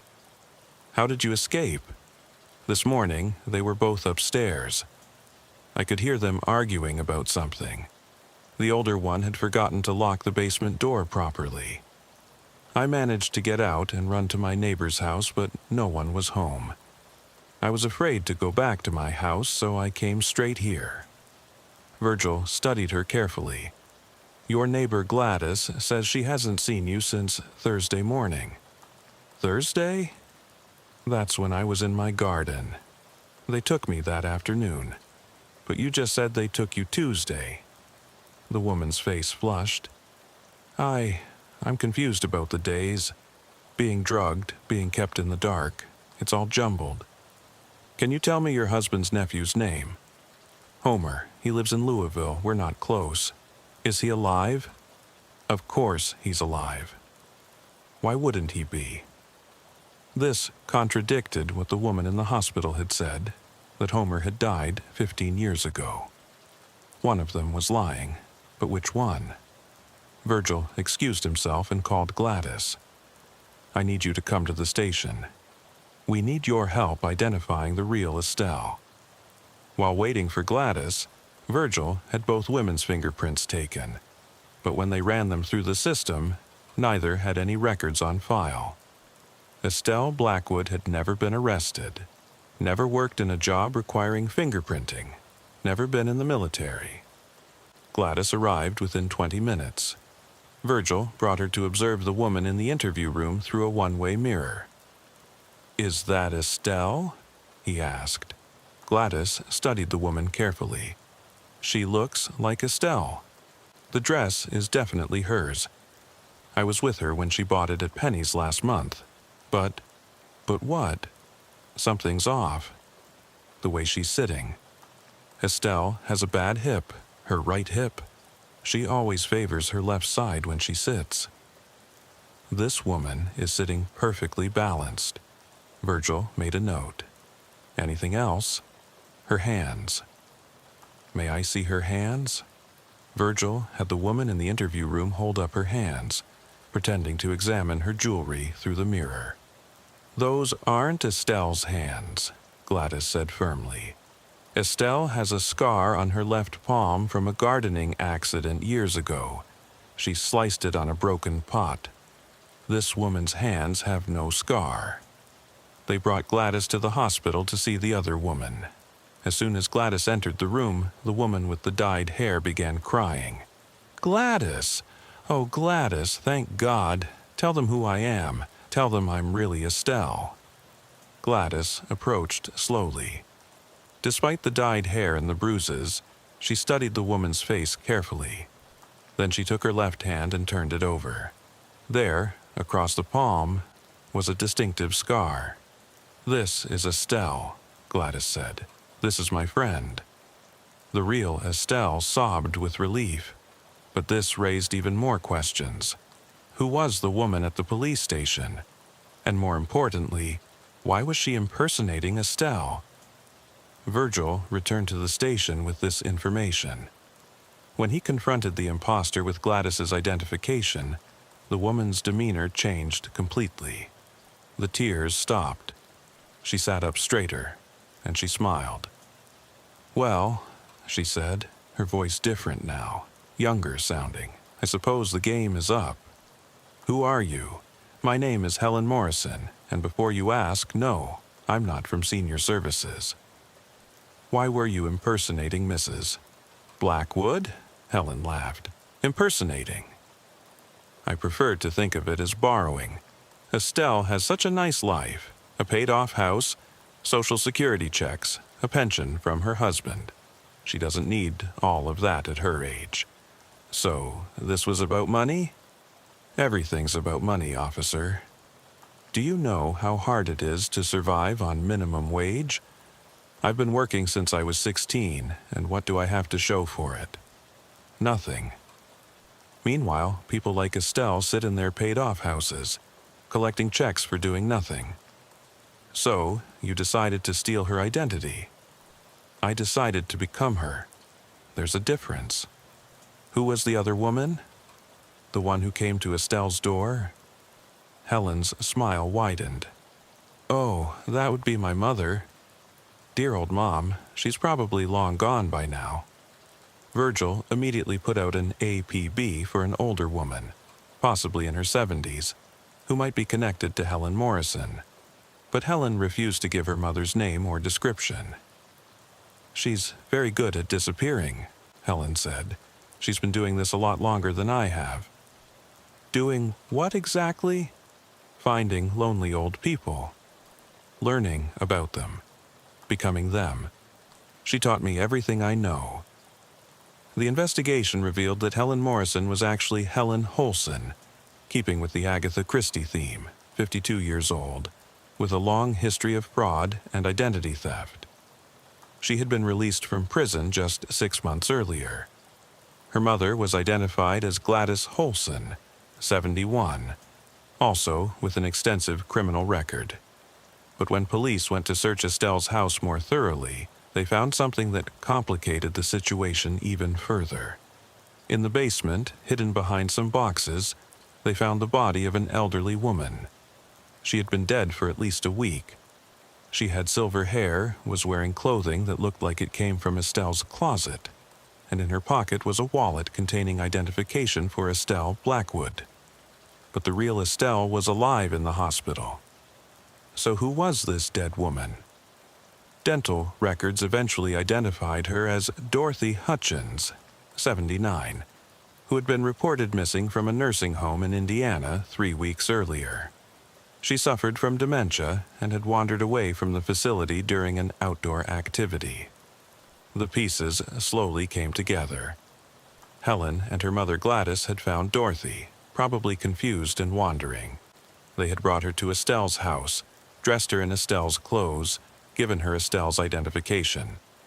The plan, it seemed, was to have Dorothy's body eventually be found and identified as Estelle, while Helen took over Estelle's life. But something had gone wrong. Dorothy had died earlier than expected.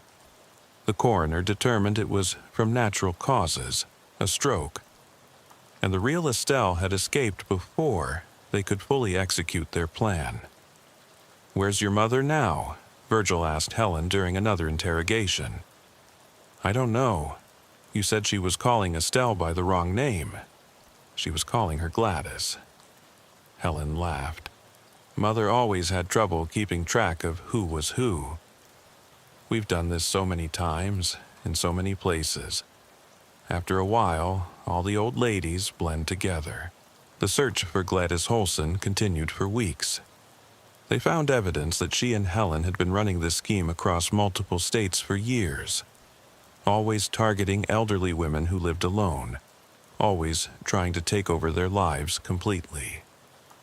In Estelle's house, they found notebooks filled with observations about her daily routine, her mannerisms, her speech patterns.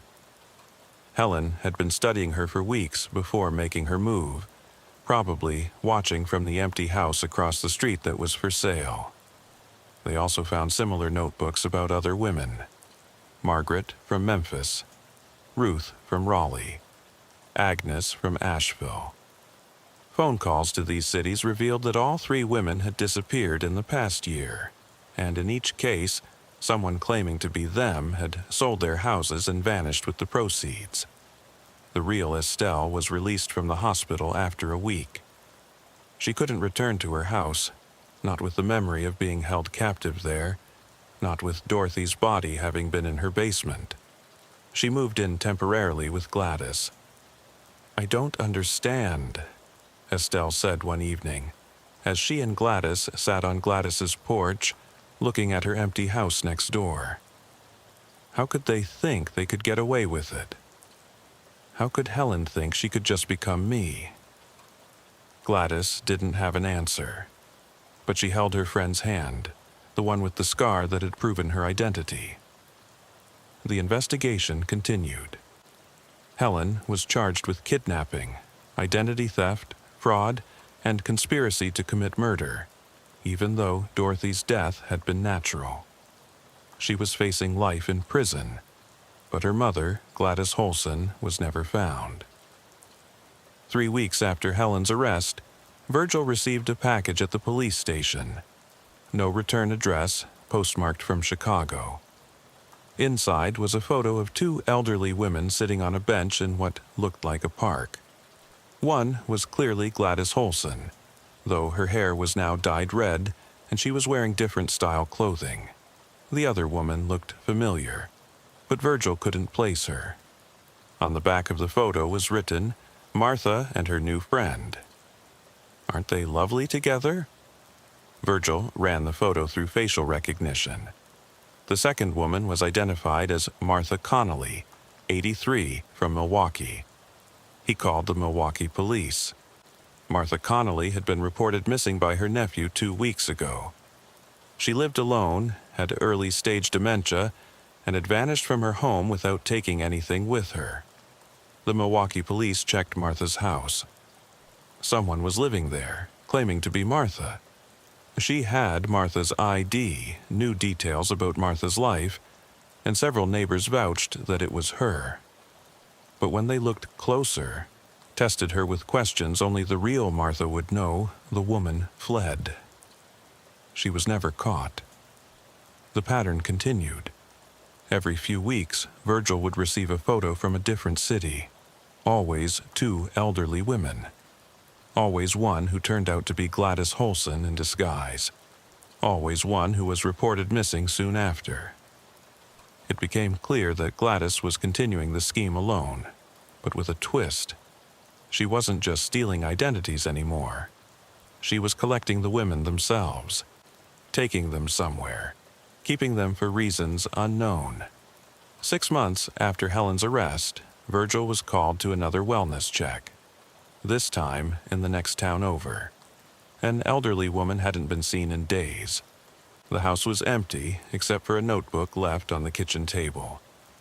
Inside were detailed notes about dozens of elderly women across the Midwest. Their routines, their finances, their health conditions, their family situations. At the bottom of the last page was a note. "Officer Virgil, you stopped Helen, but she was sloppy. She got emotional, wanted to hurt them because she was angry about her own life. I don't hurt them, I collect them. I give them new lives, better lives.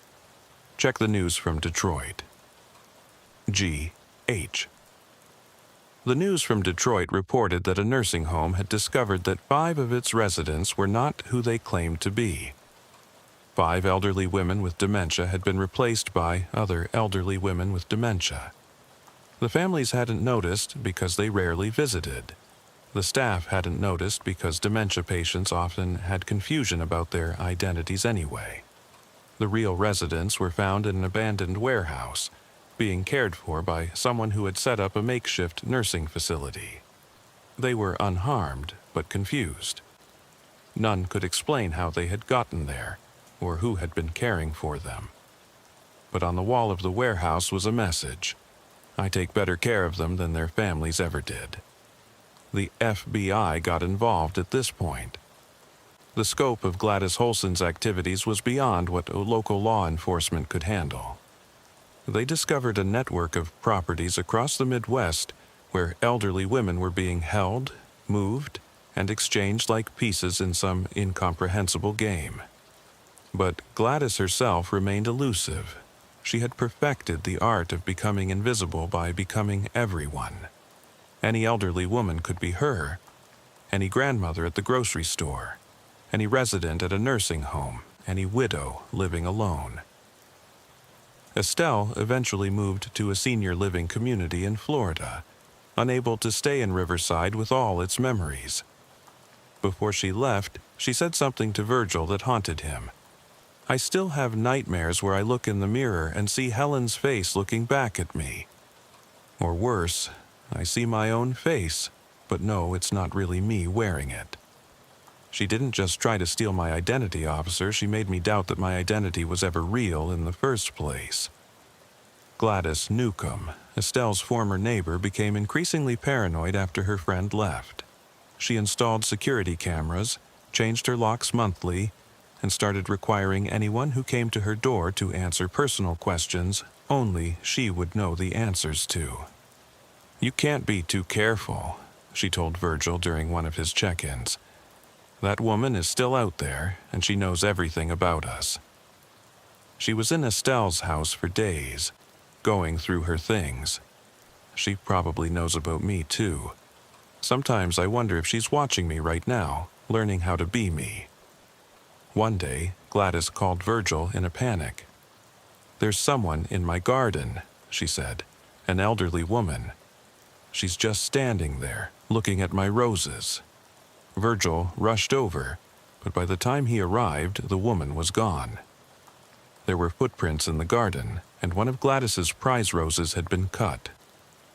That evening, Gladys received a package. Inside was the cut rose and a note. "You take such good care of these, just like you took care of Estelle. Such a good friend, such a good identity." Your admirer Gladys moved in with her daughter in Texas the next week. The house at 892 Sycamore Street stood empty for months. No one wanted to buy a house where someone had been held captive, where a body had been found. Eventually, it was demolished, and the lot remained vacant. But Virgil sometimes drove by, late at night, and could swear he saw an elderly woman standing where the garden used to be, tending to roses that were no longer there. The FBI task force assigned to the Gladys Holson case had set up a command center in Louisville, tracking her movements across 7 states. 6 months had passed since Helen's arrest, and the scope of what they were uncovering defied belief. Agent Edna, a specialist in identity theft and elder fraud, had created a map with red pins marking confirmed sightings and blue pins marking suspected activity. The map looked like it had contracted measles. Officer Virgil had been seconded to the task force as a consultant, his experience with the original case proving valuable. He sat in the Louisville office, staring at photographs spread across a conference table. Each photo showed elderly women, all taken in different cities, all showing Gladys Holson with someone new. "She's accelerating," Agent Edna observed, studying the timeline. In the beginning, she and Helen would take months to study and replace one person. Now, she's moving every few weeks. "She's not replacing them anymore," Virgil pointed out. "She's collecting them." But why? The answer came from an unexpected source. Helen Morrison, serving her life sentence, requested to speak with investigators. Virgil and Agent Edna visited her at the Kentucky State Women's Prison. Helen had aged years and months. Her hair, which she had dyed to look elderly, was now growing out in its natural brown with gray streaks. She looked tired, defeated.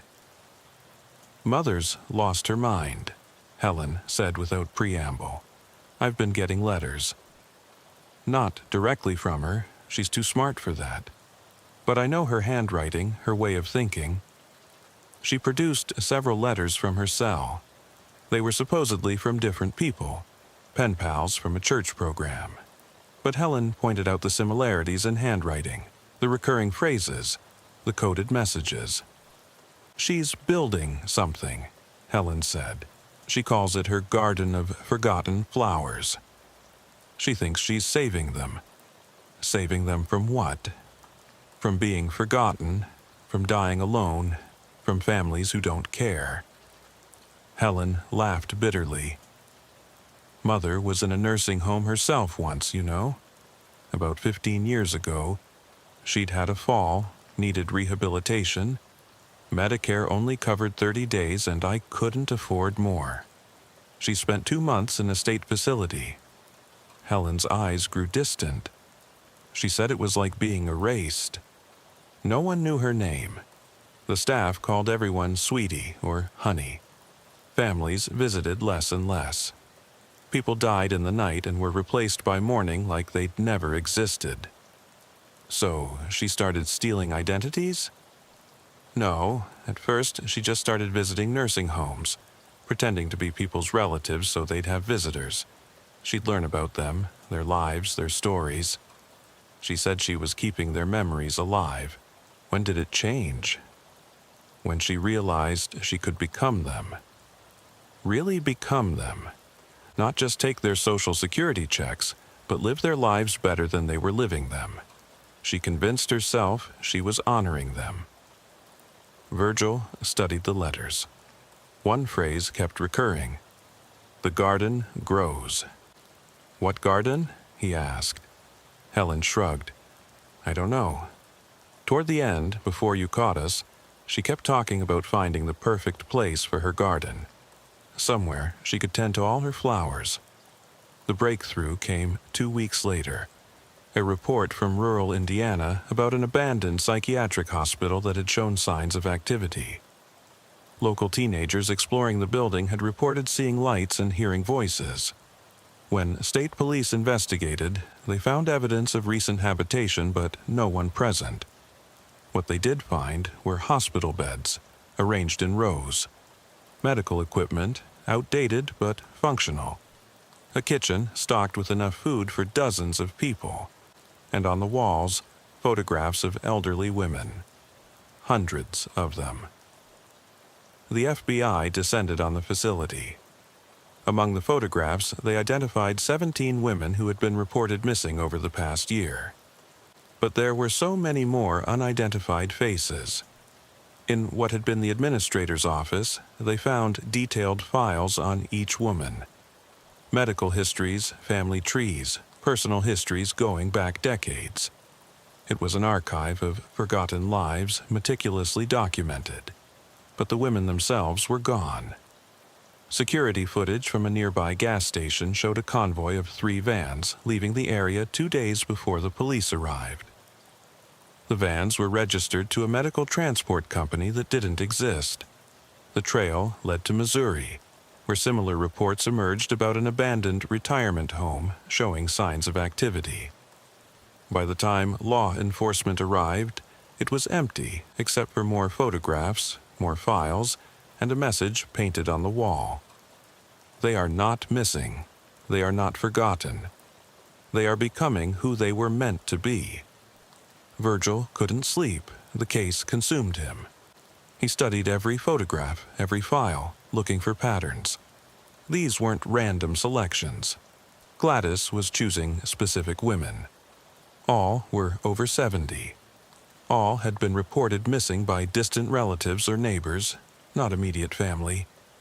All had some form of cognitive decline, but were not completely incapacitated. Then he noticed something else. In each file, Gladys had written personal notes, not about the women's current states, but about who they had been. A retired teacher who had taught thousands of students, a nurse who had delivered hundreds of babies, a librarian who had inspired a love of reading in her community. She's not collecting them randomly, Virgil told Agent Edna. She's collecting women with significant life histories. Women who contributed to society but are now forgotten. But what is she doing with them? The answer came from the most unexpected source. Gladys Newcomb, Estelle's former neighbor now living in Texas, called Virgil directly.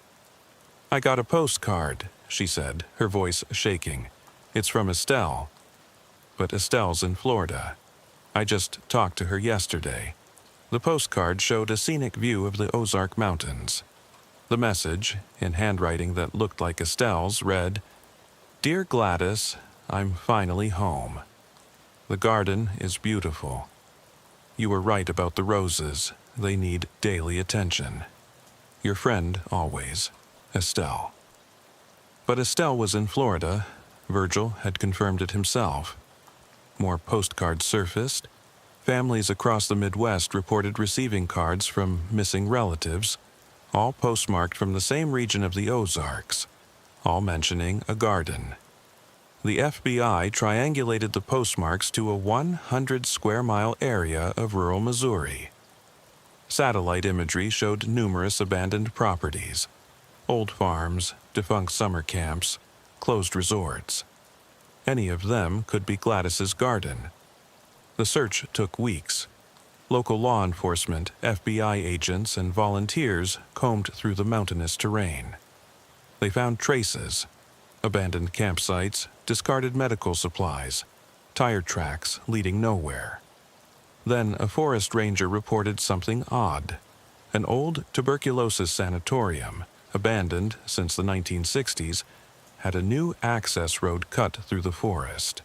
The road was carefully hidden, almost invisible unless you knew where to look. The sanatorium sat on 300 acres of isolated land, surrounded by national forest.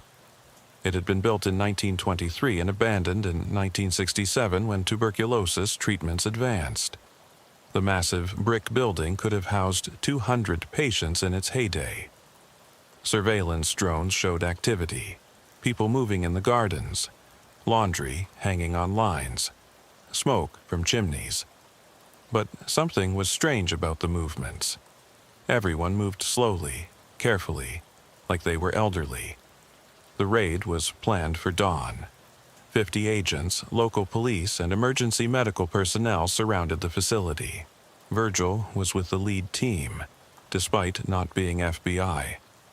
Agent Edna had insisted his presence might help if they encountered confused elderly victims. As they approached the building, an elderly woman emerged from the front door. She was wearing a white nurse's uniform from the 1950s. She smiled at the approaching agents. "Welcome to Sunshine Acres," she said. "Visiting hours are from 2 to 4. It was Gladys Holson. But as they got closer, Virgil realized something was wrong. This woman was too old to be Gladys. She had to be 90 if she was a day. But the face structure, the eyes... "Hello, Officer Virgil," she said in Gladys's voice. "I've been expecting you." The agents moved to arrest her, but she held up a hand. "Please, you'll frighten them. Let me show you what I've built. Let me show you my garden." Against protocol, Agent Edna allowed it, but with a full tactical team accompanying them. The inside of the sanatorium had been transformed. The walls were freshly painted in soft pastels. The floors were clean. It smelled of lavender and fresh bread. And in the main ward, converted into a communal living space, were 43 elderly women. They were playing cards, knitting, reading, chatting. When they saw the visitors, they smiled and waved. One called out, "Are you here for the tea social?" Virgil recognized faces from the missing persons files. Dorothy Hutchins, who they thought had died in Estelle's basement, alive and serving tea to another woman. Margaret Connolly from Milwaukee, Ruth Patterson from Raleigh. All the missing women, but transformed. "They're all here voluntarily," Gladys said. "Ask them. They'll tell you." Agent Edna approached one of the women, Martha Connolly from Milwaukee. "Ma'am, are you Martha Connolly?" The woman smiled. "I used to be. Now I'm Eleanor Roosevelt. I'm writing my memoirs." Another woman interjected, "And I'm Amelia Earhart. I'm planning my next flight." Each woman had assumed a different identity, famous women from history, and they seemed happy, content in their delusions. "You've brainwashed them," Edna accused Gladys. "Have I?" Gladys asked. "Or have I given them what every nursing home takes away, the right to be someone important?" She led them to another room, set up as a medical facility. It was clean, well stocked. Medication schedules were posted on the wall. Each woman's real name was listed along with their chosen name. I give them their medications, I feed them, I bathe them, I listen to their stories, I validate their importance. How is that different from what any care facility does, except I don't charge $8,000 a month? You kidnapped them, Virgil said. Did I? Dorothy was wandering on a highway. Martha had been missing from her home for days before I found her. Ruth's family hadn't visited in 2 years. I gave them purpose. In another room they found the real horror. Bodies, 5 of them, in various states of decomposition. But Gladys seemed unbothered. They died naturally, she said. Agnes had a heart attack. Patricia had a stroke. They died surrounded by friends who knew their chosen names, their chosen stories. They died being someone important. You didn't report their deaths. That's a crime. Report to whom? Families who forgot them. A system that had already erased them? The FBI began the process of identifying and processing the women. But something unexpected happened. Many of them didn't want to leave. They became agitated when told they had to return to their families or care facilities. "Please don't make me go back," one woman begged Virgil. She was clutching a notebook where she'd been writing poetry under the name Emily Dickinson. "Here, I'm somebody. There, I'm just another old woman waiting to die." Social workers and medical professionals were brought in. The women were evaluated. Most had moderate to severe dementia, but their physical health was generally good. Gladys had been caring for them in her own twisted way. The legal situation was complex. Gladys had committed numerous crimes: kidnapping, identity theft, failure to report deaths, fraud. But she had also been providing care to women who had been abandoned or forgotten by the system. During her interrogation, Gladys was unrepentant. I gave them what every old person wants: to matter, to be remembered, to be important. She looked directly at Virgil. "You think I'm a monster. But I've spent time in the nursing homes where these women would have died. Sat in beds soiled for hours, fed assembly line meals, addressed by disease instead of name. I gave them dignity. You gave them delusions. I gave them happiness. How many of them were happy when I found them?" The women were gradually returned to their families or placed in appropriate care facilities. But the transition was difficult. Several died within weeks, as if being returned to their real identities had broken something vital in them. Dorothy Hutchins, who had been living as Florence Nightingale, was placed in a nursing home in Indianapolis. Virgil visited her a month later. She was sitting in a wheelchair in a sterile hallway, staring at nothing. "Dorothy?" he said. She looked up at him with empty eyes. "That's not my name. I don't know who Dorothy is. Florence is gone. I'm nobody now." She died 2 weeks later. The investigation revealed that Gladys had been planning this for years. She had used the money stolen from victims to fund her sanctuary. She had recruited several former nursing home workers who had become disillusioned with the system. They had helped her transport and care for the women.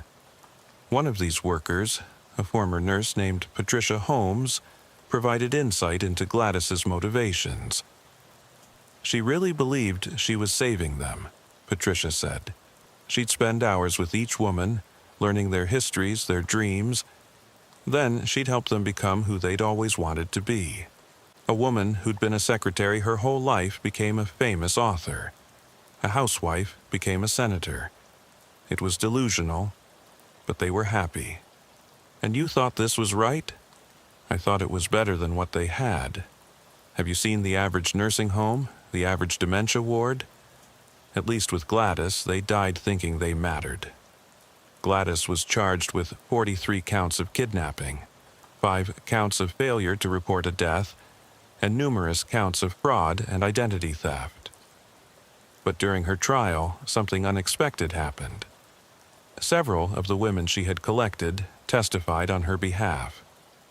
Despite their dementia, despite the crimes, they spoke of how she had cared for them, how she had made them feel important.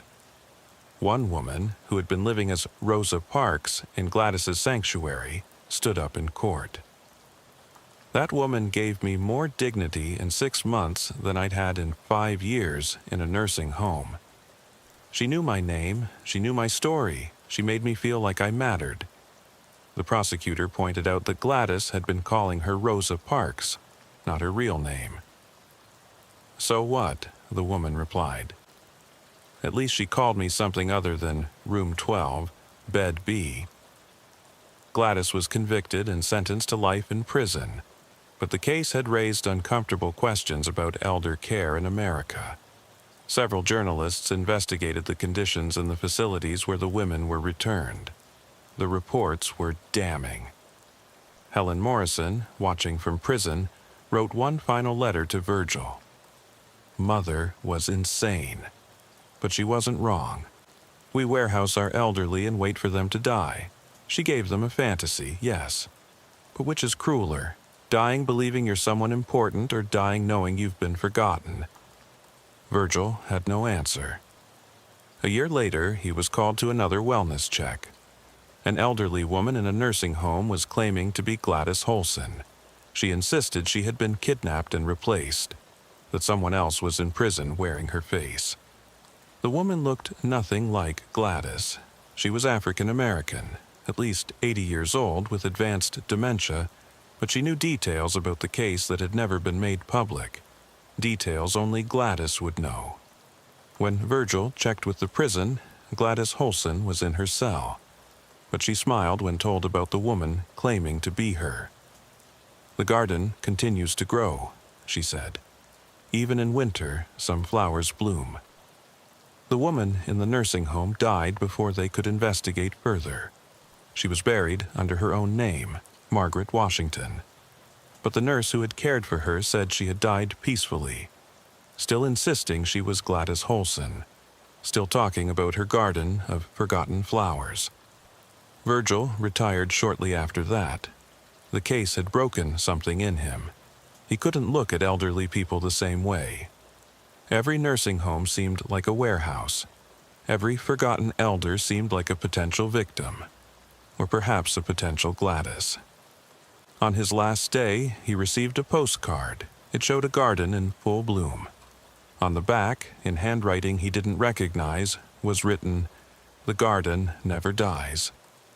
It just finds new gardeners. Thank you for understanding, even if you couldn't admit it." A flower. He burned the postcard. But sometimes, late at night, he wondered if Gladys had been right about one thing. In a society that made elderly people invisible, was it really so wrong to give them new identities, even if those identities were lies? He never found an answer that satisfied him. Years later, reports surfaced of similar operations in other states. Elderly people vanishing from neglectful facilities, reappearing in communal homes where they lived as historical figures or celebrities. The FBI called them gardens, after Gladys's original. They would raid them, return the elderly to their families or facilities.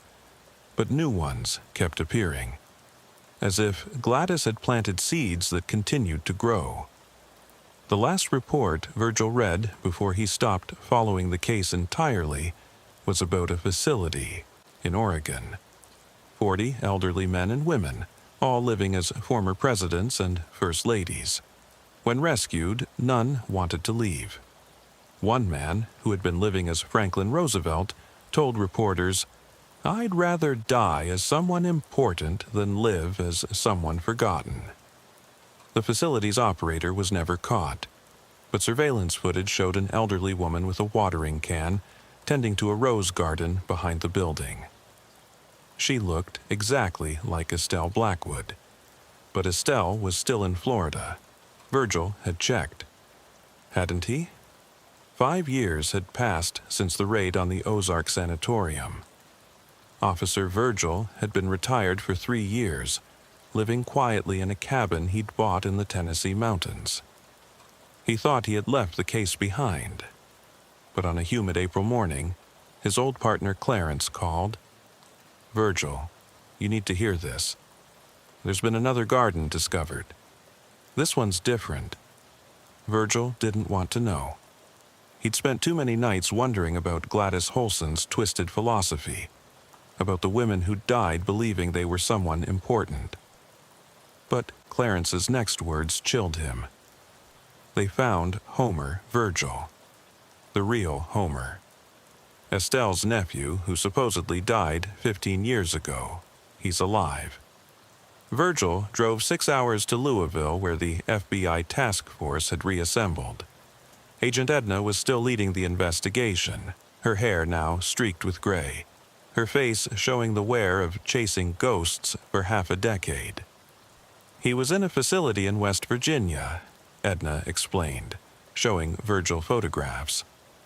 Another garden, but this one specialized in men. Elderly men living as war heroes, astronauts, presidents. Homer was living as Neil Armstrong.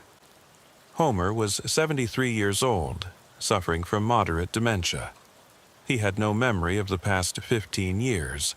His last clear memory was of visiting his Aunt Estelle and Uncle Harold in Riverside, Kentucky. Gladys must have taken him then, Edna said, faked his death, used his identity as a cover story. He's been in various gardens ever since. But that raised more questions. If Gladys had been collecting people for 15 years, how many gardens were there? How many people were living stolen lives? The investigation expanded. The FBI created a database of all elderly people reported missing in the past 2 decades, cross-referenced with deaths that seemed suspicious. Closed casket funerals, cremations with no viewing, deaths while families were traveling. The numbers were staggering. Over 3,000 potential cases across 15 states. "This is impossible," Edna said, staring at the data. Gladys couldn't have done all this alone, even with Helen. Virgil remembered something Helen had said during one of her interviews. Mother taught others. At the time, they'd assumed she meant other criminals. But what if she meant something else? They re-interviewed Helen in prison. She looked older, frailer. The years of incarceration had worn her down. "You want to know about Mother's disciples," Helen said. It wasn't a question. Disciples? That's what she called them. The forgotten ones who understood. The elderly who saw what she was doing and wanted to help. Some were dementia patients who had moments of clarity. Others were nursing home workers who'd lost faith in the system. She taught them all. Taught them what? How to disappear. How to become someone else. How to give that gift to others. Helen laughed bitterly. She created a movement, Officer Virgil. A revolution of the forgotten. The FBI tracked down former employees of nursing homes where residents had gone missing. Many had quit shortly after the disappearances. Some had vanished themselves. One former nurse, Patricia Holmes, was found living in Montana under a different name. When confronted, she broke down. "You don't understand what it's like," she said. Watching them fade away, forgotten by everyone. Gladys showed us another way, a kinder way. Patricia revealed that there was a network, not organized, not hierarchical, but connected by a shared belief. They called themselves gardeners. They found forgotten elderly people and gave them new identities, new purposes. "How many gardeners are there?" Edna asked. "I don't know, dozens, hundreds. Once you learn to see the forgotten, you see them everywhere." The investigation uncovered gardens in 12 states. Some were elaborate, like the Ozark Sanatorium. Others were simple. A farmhouse with 4 or 5 elderly people living as a chosen family of historical figures. In each case, the elderly were well cared for physically. Medications were administered properly, meals were nutritious, but their identities had been completely overwritten. In Ohio, they found a garden where 12 elderly women were living as the wives of the 12 apostles. In Montana, a garden of famous writers, elderly people who spent their days writing stories they believed would change the world. But the most disturbing discovery came from Texas. A garden had been operating in plain sight, registered as a legitimate assisted living facility. Sunshine Manor had all the proper licenses, passed all inspections, but every resident was living under an assumed identity. The director, a woman named Margaret Thompson, had documentation for everything: admission papers, medical records, payment histories. But when the FBI dug deeper, they found that none of the residents were who their papers claimed. Margaret Thompson herself turned out to be 3 different people. The real Margaret had died 5 years ago. Her identity had been assumed by an elderly woman named Ruth. But Ruth had also died, and her identity had been taken by another woman. It was an endless chain of stolen lives. When they tried to unravel it all, they discovered something that shook even the experienced agents. Some of the elderly residents preferred their false identities. When told their real names, they became distressed, even violent. One man, living as Ernest Hemingway, tried to kill himself when told he was actually Robert Johnson, a retired plumber from Dallas. "You're taking away the only thing that makes me want to wake up," he said from his hospital bed. Robert Johnson is nobody. Ernest Hemingway matters. The legal system struggled with how to handle the cases. Many of the gardeners were elderly themselves, suffering from varying degrees of dementia. Prosecuting them seemed cruel, but leaving the gardens operational was impossible. The solution came from an unexpected source. Gladys Holson, from her prison cell, offered a proposal through her lawyer. "Let me create a legitimate garden," she proposed. "A licensed facility where elderly people can choose their identities, where being forgotten isn't the only option." The proposal was immediately rejected, but it sparked a national conversation about elder care, identity, and dignity in aging. Virgil found himself drawn back into the investigation when something personal happened. His own mother, living in a nursing home in Nashville, disappeared. She was 85, suffering from mild dementia. One day, she was in her room. The next, she was gone. The facility claimed she had been discharged to family, but Virgil had no other family. He spent weeks searching. Then a postcard arrived, his mother's handwriting, but the words were wrong. "My dear son, I'm finally free. I'm not your mother anymore. I'm Sacagawea, guiding others to freedom. Don't look for me. Remember me as I was, not as I was becoming." Virgil went to the FBI with the postcard. The postmark led them to Arkansas to another garden. But when they raided it, they found only empty beds and a message on the wall. "The seeds have scattered." The garden grows everywhere now. Over the next year, the gardens became more sophisticated. They moved constantly. They used technology to create false digital footprints. They had networks of supporters who helped them hide. The FBI estimated that at any given time, there were at least 50 gardens operating across the country, housing over 1,000 elderly people living under false identities. But the real shock came when they discovered gardens where the elderly had chosen to be there. In Vermont, they found a facility where elderly people paid to have their identities changed. A former Harvard professor was living as Albert Einstein. A retired accountant was Winston Churchill. They had signed contracts, paid fees, chosen their new lives. When authorities tried to shut it down, the ACLU got involved. If adults could legally change their names, if they could identify as different genders, Why couldn't elderly people with dementia choose to be different people entirely? The case went to the Supreme Court. The question: did elderly people with cognitive decline have the right to choose delusion over reality? During the hearings, an elderly woman named Dorothy, not her real name, she insisted, testified. "I spent 40 years as a cashier at Walmart," she said. "Nobody knew my name. Nobody cared about my story. Now I'm Eleanor Roosevelt. I matter. I have a purpose. Even if it's not real, it feels real to me. Isn't that enough?" The court ruled 5-4 that while forced identity changes were illegal, elderly people with capacity could choose alternative identities in appropriate care settings. It was a narrow ruling, full of caveats, but it legitimized what Gladys had started. Within a year, identity choice facilities began opening legally. They were highly regulated, expensive, and controversial, but they filled quickly. Gladys Holson, serving her life sentence, was interviewed by a documentary crew.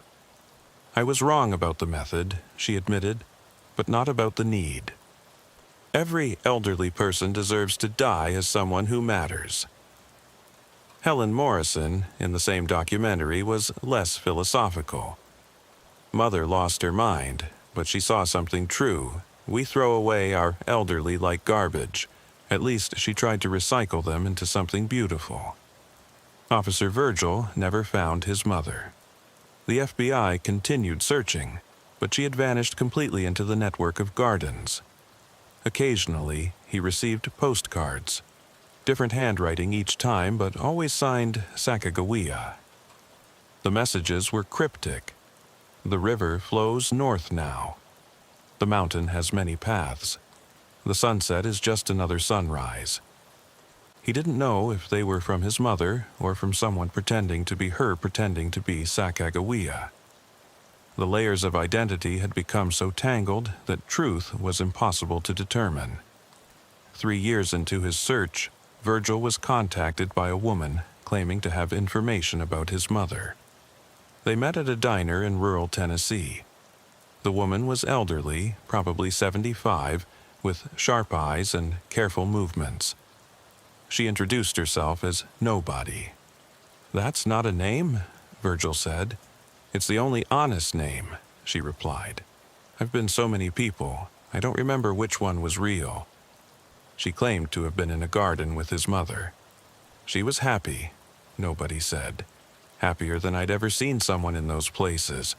She really believed she was guiding people to freedom." "Where is she now?" "I don't know. Gardens move. People move between them." "She could be anywhere, anyone." Nobody studied his face.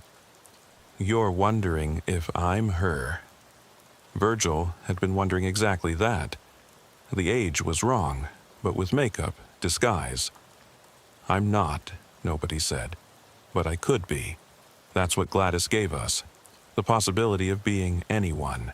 The freedom from being ourselves." She left him with a warning. "Stop looking for your mother. She doesn't exist anymore. Sacagawea exists, and Sacagawea doesn't want to be found." But Virgil couldn't stop. He spent another year following leads, chasing postcards, visiting gardens, both legal and illegal.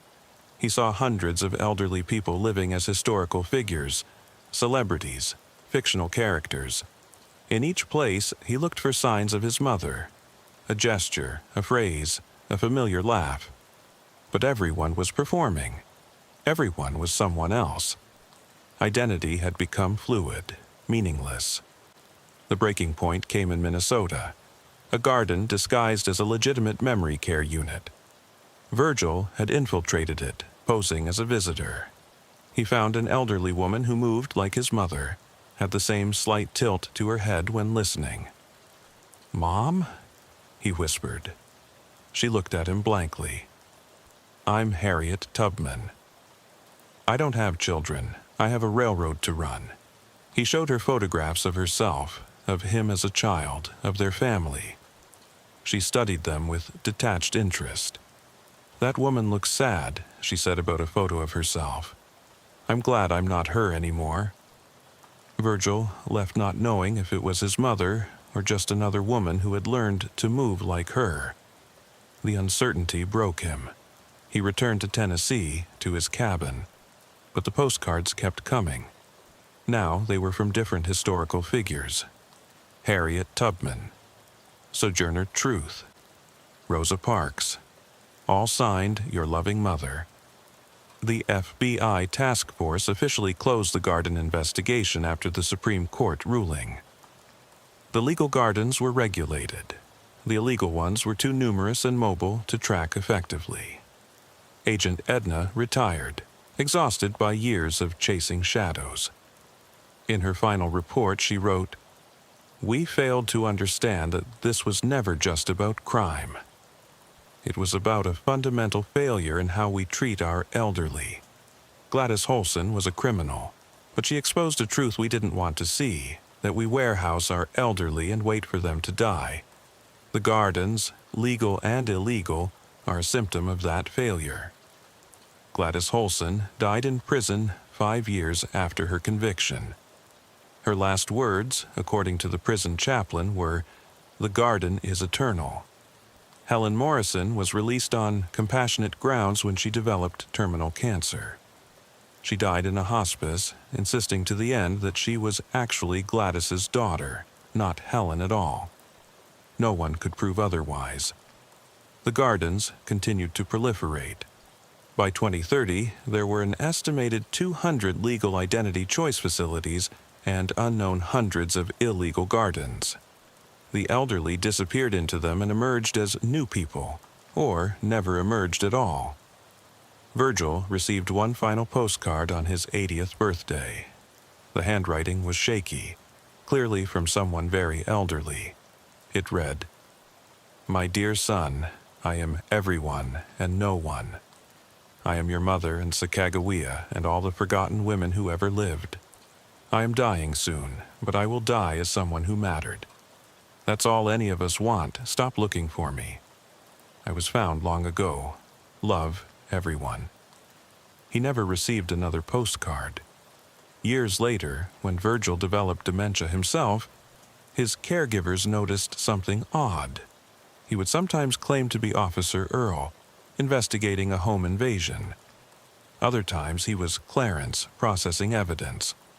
Once, memorably, he insisted he was Gladys Holson, herself, talking about his garden of forgotten flowers.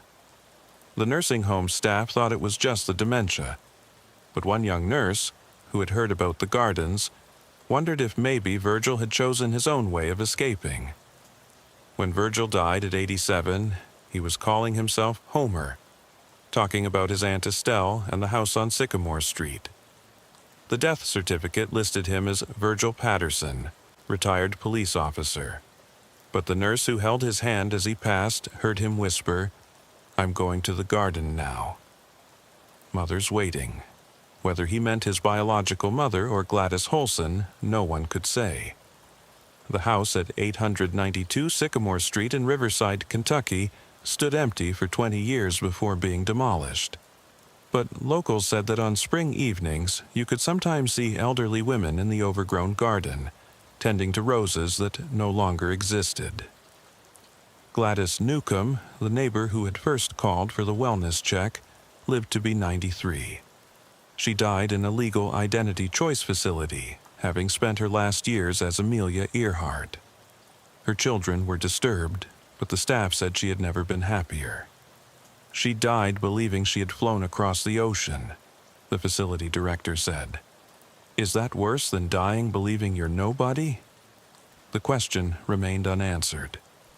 The last confirmed garden was discovered in Alaska in 2035. 47 elderly people living in an abandoned fishing village, all believing they were the original inhabitants of America. When rescued, none of them wanted to leave. The government finally stopped raiding gardens in 2036. The official reason was resource allocation. The unofficial reason was that no one could determine anymore what constituted identity theft when identity itself had become so fluid. Today, historians estimate that between 1990 and 2035, over 10,000 elderly Americans disappeared into gardens. Some died there, some emerged with new identities. Some are still there, in hidden places, being tended by gardeners who themselves don't remember their original names. Officer Virgil's case files were donated to the Smithsonian, part of an exhibit on identity and aging in 21st century America.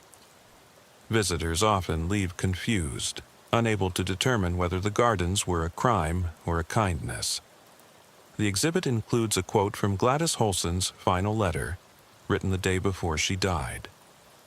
"Every flower in my garden was once a weed that someone forgot to water. I gave them new names, new purposes. If that's a crime, then so is every nursing home that calls someone by their room number instead of their name. The only difference is, I remembered they were human." The curator notes that no one has been able to verify if Gladys actually wrote this letter, or if someone was pretending to be her. In the end, that uncertainty might have been exactly what Gladys wanted. In a world where anyone could be anyone, everyone mattered equally. Or perhaps no one mattered at all. The dispatcher's voice crackled through Officer Delbert's radio at 11:47 p.m. on that October Thursday. He had been patrolling the quiet streets of Millfield, Ohio, watching autumn leaves swirl in the streetlights. "Unit 3, we have a 911 call from 447 Oak Street. Elderly female caller reports disturbing noises from the neighbor's house. She sounds extremely distressed." Unit 3 responding. "Play the call for me," Delbert said, turning his patrol car toward Oak Street. The 911 recording came through his radio. 911, what's your emergency? "My name is Norma Reed. I live at 447 Oak Street. Something terrible is happening next door at Vernon's house. I can hear, I don't know how to describe it, screaming, but also music, like someone's being hurt. Ma'am, is someone in immediate danger? I don't know. Vernon lives alone since his wife died, but I hear multiple voices. Some sound young. Oh God, there's another scream. Please send someone. We're dispatching an officer now, Mrs. Reed. Can you tell me more about what you're hearing? It's been going on for 2 hours. Music that starts and stops. Crying. Sometimes laughing, but it sounds wrong. Vernon's a retired music teacher. He's 68, never causes trouble. But something's very wrong." The recording ended. Delbert knew Vernon Crawford, former high school music teacher, widowed 2 years ago when Wilma died of cancer. Quiet man, kept to himself. As Delbert turned onto Oak Street, he could see Norma Reed on her porch, clutching her phone. She rushed toward his car before he'd even parked. "Officer Delbert, thank God. Listen, you can hear it from here." Delbert got out and indeed heard it. Piano music drifting from Vernon's house but played erratically. Then voices. Multiple voices. Some sounding distressed. "Mrs. Reed, when did you last see Mr. Crawford?" "This morning. He was getting his mail, looked terrible, hadn't shaved, clothes wrinkled. Asked if he was okay, he just mumbled something about preparing for a concert." "A concert?" "That's what worried me." "There's no concert. The school hasn't had a music program for 5 years." Delbert approached Vernon's dark blue Victorian. The porch light was off, but he could see lights flickering inside. He knocked firmly. "Mr. Crawford? Officer Delbert with Millfield Police. We've received a complaint. I need you to come to the door." The music stopped abruptly. Then footsteps, multiple sets it seemed. The door opened slightly, held by a chain. Vernon's face appeared, haggard, red-eyed, his gray hair unkempt. Officer, is there a problem? Mr. Crawford, we've had reports of disturbing noises. Are you all right? Is anyone else in there? I'm fine. Just practicing for the memorial concert. What memorial concert, sir? Vernon's eyes darted nervously. The students, from '89. Tomorrow is the anniversary. Delbert knew what he meant. October 15th, 1989. 6 students from the music program had died when their van crashed returning from a competition. Vernon was supposed to have driven them, but had called in sick. The substitute teacher who drove had fallen asleep at the wheel. Mr. Crawford, may I come in? I need to check that everyone's safe. Everyone. Vernon's voice cracked. There's no one here but me. From inside, Delbert heard a voice, young, female. Mr. Crawford, should we continue? Vernon's face went pale. That's just a recording of my old students. Sir, I need to come in now. Vernon reluctantly undid the chain. The smell hit Delbert immediately. Unwashed clothes, rotting food, and something else. Fear. The living room was chaos. Sheet music everywhere, but covered in red ink corrections, notes that made no musical sense. Multiple instruments were set up, violins, flutes, a cello, all arranged facing the piano where Vernon had been sitting. Mr. Crawford, who else is here? No one. I told you, I'm alone. But Delbert heard footsteps upstairs. He drew his weapon. Whoever is upstairs, this is the police. Come down slowly with your hands visible. Vernon grabbed his arm. No. Please, they're just kids. They're scared. What kids, Vernon?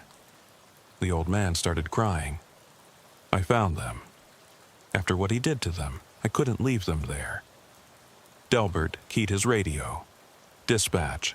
I need backup at 445 Oak. Possible multiple victims in the house. He moved toward the stairs, Vernon following, begging him to be gentle. At the top, Delbert found 4 teenagers, 2 boys, 2 girls, all appearing to be 15 to 17 years old. They were huddled in a bedroom, terrified. But something was wrong. They were dressed in clothes from the 1980s. Their hair was styled like teenagers from that era, and they all had matching bruises on their necks. It's okay, Delbert said gently. I'm Officer Delbert. You're safe now. Can you tell me your names? The girl who looked oldest spoke, Jennifer. This is Michael, Susan, and David. Mr. Crawford saved us. Those were the names of 4 of the students who died in 1989. Saved you from what? From him, from Mr. Wallace. He kept us in his house, made us pretend to be them, the dead students. He said if we didn't play along, he'd kill us like he killed them. Delbert felt his blood cold. Norman Wallace, he was the substitute teacher who had supposedly died in the crash with the students. Wallace is alive? Vernon spoke from behind him. He never died. He staged the crash, killed those kids, and now he's been taking new kids, making them replace the ones who died. These 4 escaped 3 days ago. They came to me because they knew I'd believe them. Where is Wallace now? One of the boys, Michael, spoke up. He has 2 more, Kenny and Lisa. He makes them answer to Robert and Amy, the other 2 who died in the crash. He lives at 892 Sycamore, but he has a basement. That's where he keeps us. Delbert immediately called for multiple units and explained the situation. Within minutes, the house was surrounded by police. The teenagers were taken to safety while SWAT prepared to raid Wallace's house. Vernon sat in his living room, looking defeated. I should have driven them that night. If I hadn't called in sick. This isn't your fault, Mr. Crawford. I've been hiding them for 3 days. I didn't know what to do. Wallace has connections. He was declared dead. Who would believe he's alive and kidnapping kids to replace the ones he killed? The raid on Wallace's house revealed the horror. 2 teenagers were found locked in a soundproof basement, forced to wear 1980s clothing and answer to the names of the dead students. The basement walls were covered with photos from 1989, newspaper clippings about the crash, and disturbingly detailed information about each dead student. Norman Wallace was arrested trying to flee through the back door. He looked nothing like his old photos. Plastic surgery, different hair color, but dental records would later confirm his identity. During interrogation, Wallace revealed his delusion. He believed that if he could perfectly recreate that night in 1989, if he could drive the students home safely this time, it would undo his crime. He had been kidnapping teenagers who looked similar to his victims, forcing them to learn everything about the dead students, planning to take them on the same route on the anniversary. I was going to save them this time, he kept saying. I was going to make it right. The 6 teenagers were all runaways from different states, taken over the past 2 years. Wallace had been training them, forcing them to memorize details about the dead students' lives, teaching them to play the same instruments, even making them write in the dead students' handwriting. Vernon Crawford had recognized one of the escaped teenagers at the grocery store. She looked so much like Jennifer, his former student, that he'd followed her. When she saw him and whispered, "Help us," he'd hidden them while trying to figure out what to do. "I thought I was going insane," Vernon told Delbert later, "seeing my dead students. But then they told me the truth, and I knew I had to protect them, even if it meant everyone thinking I'd lost my mind." The case shocked Millfield. Norman Wallace was charged with 6 counts of murder from 1989, 6 counts of kidnapping, false imprisonment, and identity theft. He was deemed mentally incompetent to stand trial and confined to a maximum security psychiatric facility. The 6 teenagers were reunited with their families. All would require extensive therapy, but they survived. Vernon Crawford was cleared of any wrongdoing. He had been trying to protect the children while gathering evidence. The town recognized him as a hero, though he refused the label. "I just did what any teacher would do," he said. "I protected the kids." But the trauma remained. Vernon couldn't stop thinking about his 6 students who had actually died, whose identities had been stolen by a madman trying to rewrite history. On the real anniversary of the crash, Vernon held a small memorial concert at his house. The 6 rescued teenagers attended, playing the instruments they'd been forced to learn. But this time, they played what they wanted, modern songs, full of life.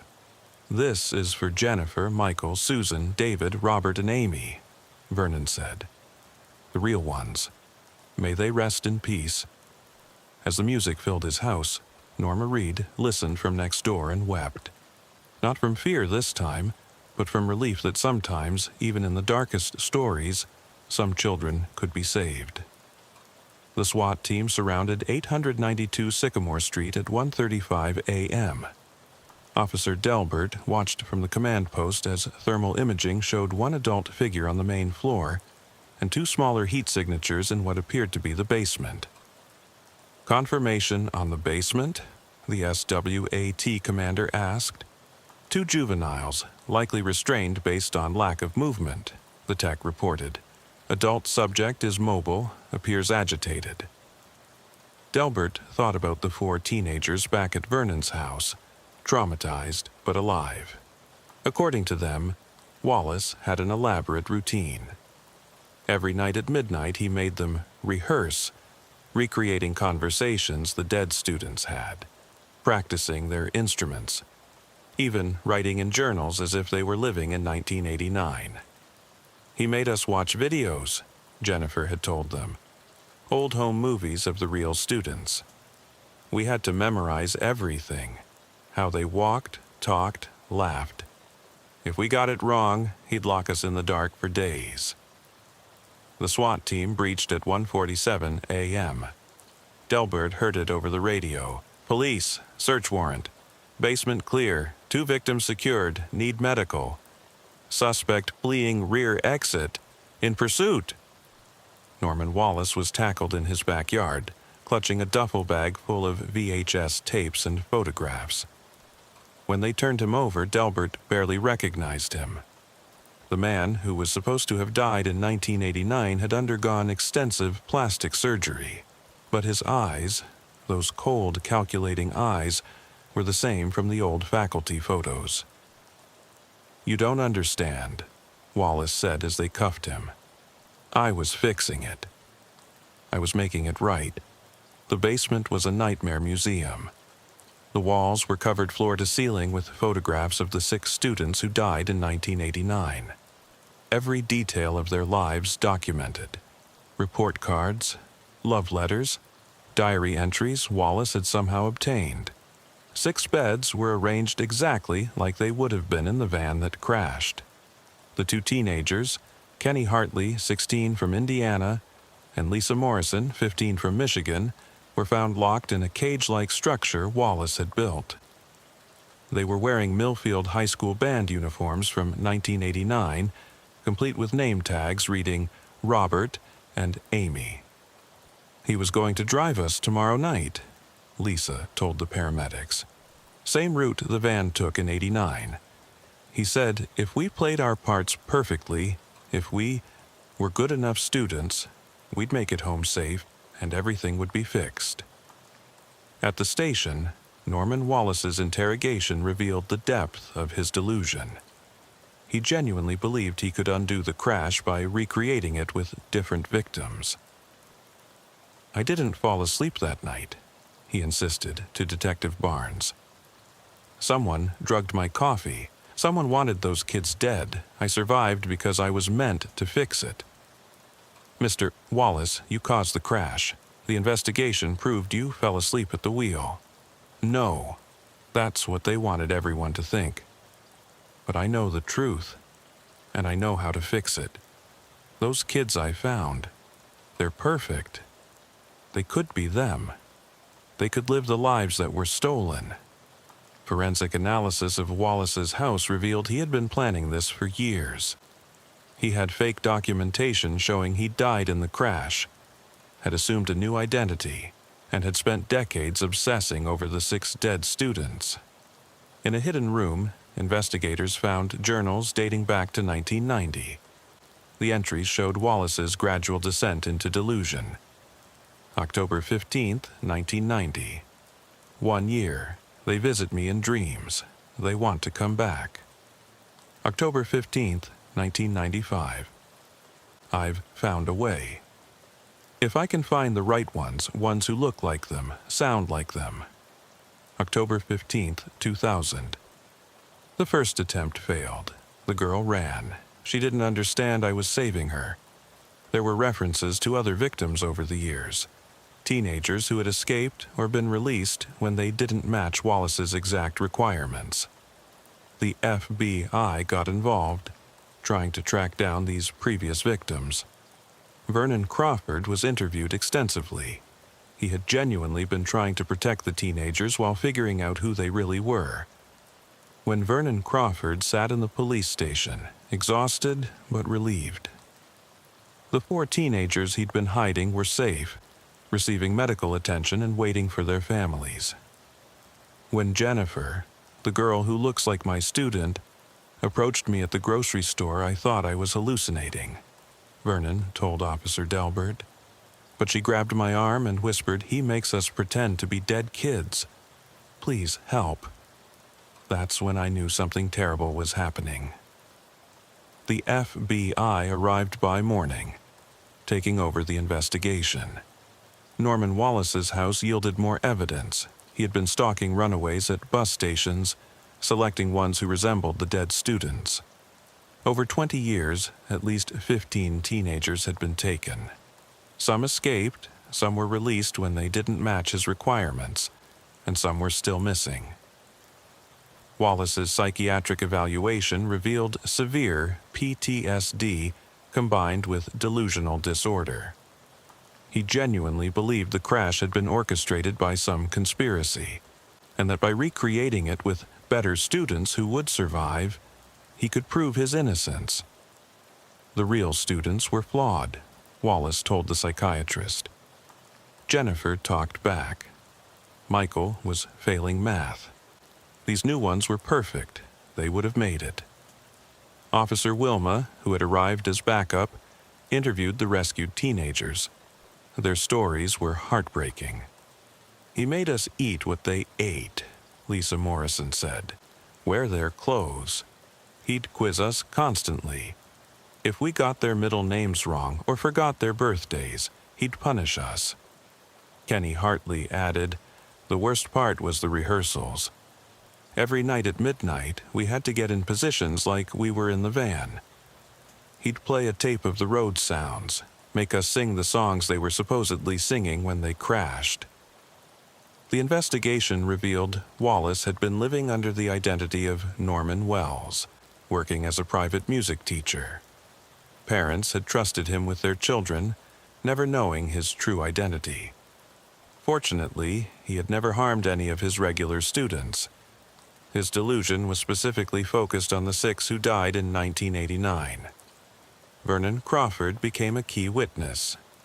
His decision to hide the teenagers instead of immediately calling police was controversial, but the teenagers testified he had saved their lives.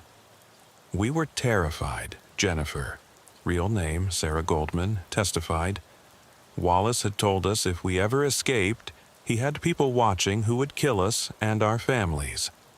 Mr. Crawford made us feel safe for the first time in months."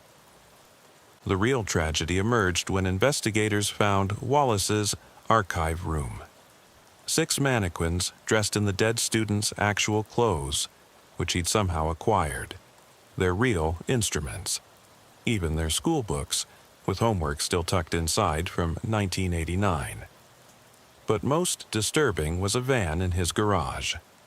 The exact same model as the one that crashed, restored, and modified with special locks that could only be opened from the driver's seat. He had been planning to drive the kidnapped teenagers on the exact route on October the 15th, believing that if he stayed awake this time, if he delivered them safely, history would be rewritten. The town of Millfield struggled to process the revelation. Many remembered the crash, had mourned the students. To learn that their substitute teacher had survived and spent decades trying to undo his crime through kidnapping was incomprehensible. A memorial service was held for the real victims of 1989. Their families, many of whom had moved away, returned for closure. The 6 rescued teenagers attended, no longer forced to wear the dead students' identities. "My daughter has been gone for 34 years, said Mrs. Patterson, mother of the real Jennifer. To know someone was using her memory, her identity for this sick fantasy, it's unbearable. But I'm grateful these children were saved. Norman Wallace was found guilty but mentally ill. He was sentenced to life in a secure psychiatric facility. During his sentencing, he still insisted he was trying to save everyone. 'You don't understand,' he said to the judge. 'They're still trapped in that van. Every October 15th, they die again. I was their only hope.' Vernon Crawford retired from teaching shortly after the trial. The trauma of hiding the teenagers, of reliving the loss of his students, was too much. But he stayed in touch with the 6 rescued teens, who considered him their hero. On the first anniversary after the rescue, the 6 teenagers returned to Millfield. They held a concert, not as the dead students they'd been forced to portray, but as themselves. They played modern songs, wore their own clothes, used their real names. This is for Mr. Crawford, Sarah, who'd been forced to be Jennifer, announced, who saw us for who we really were, not who we were forced to be. Officer Delbert, who attended the concert, noticed Vernon crying in the back row. not from sadness, but from relief that these 6 at least had survived.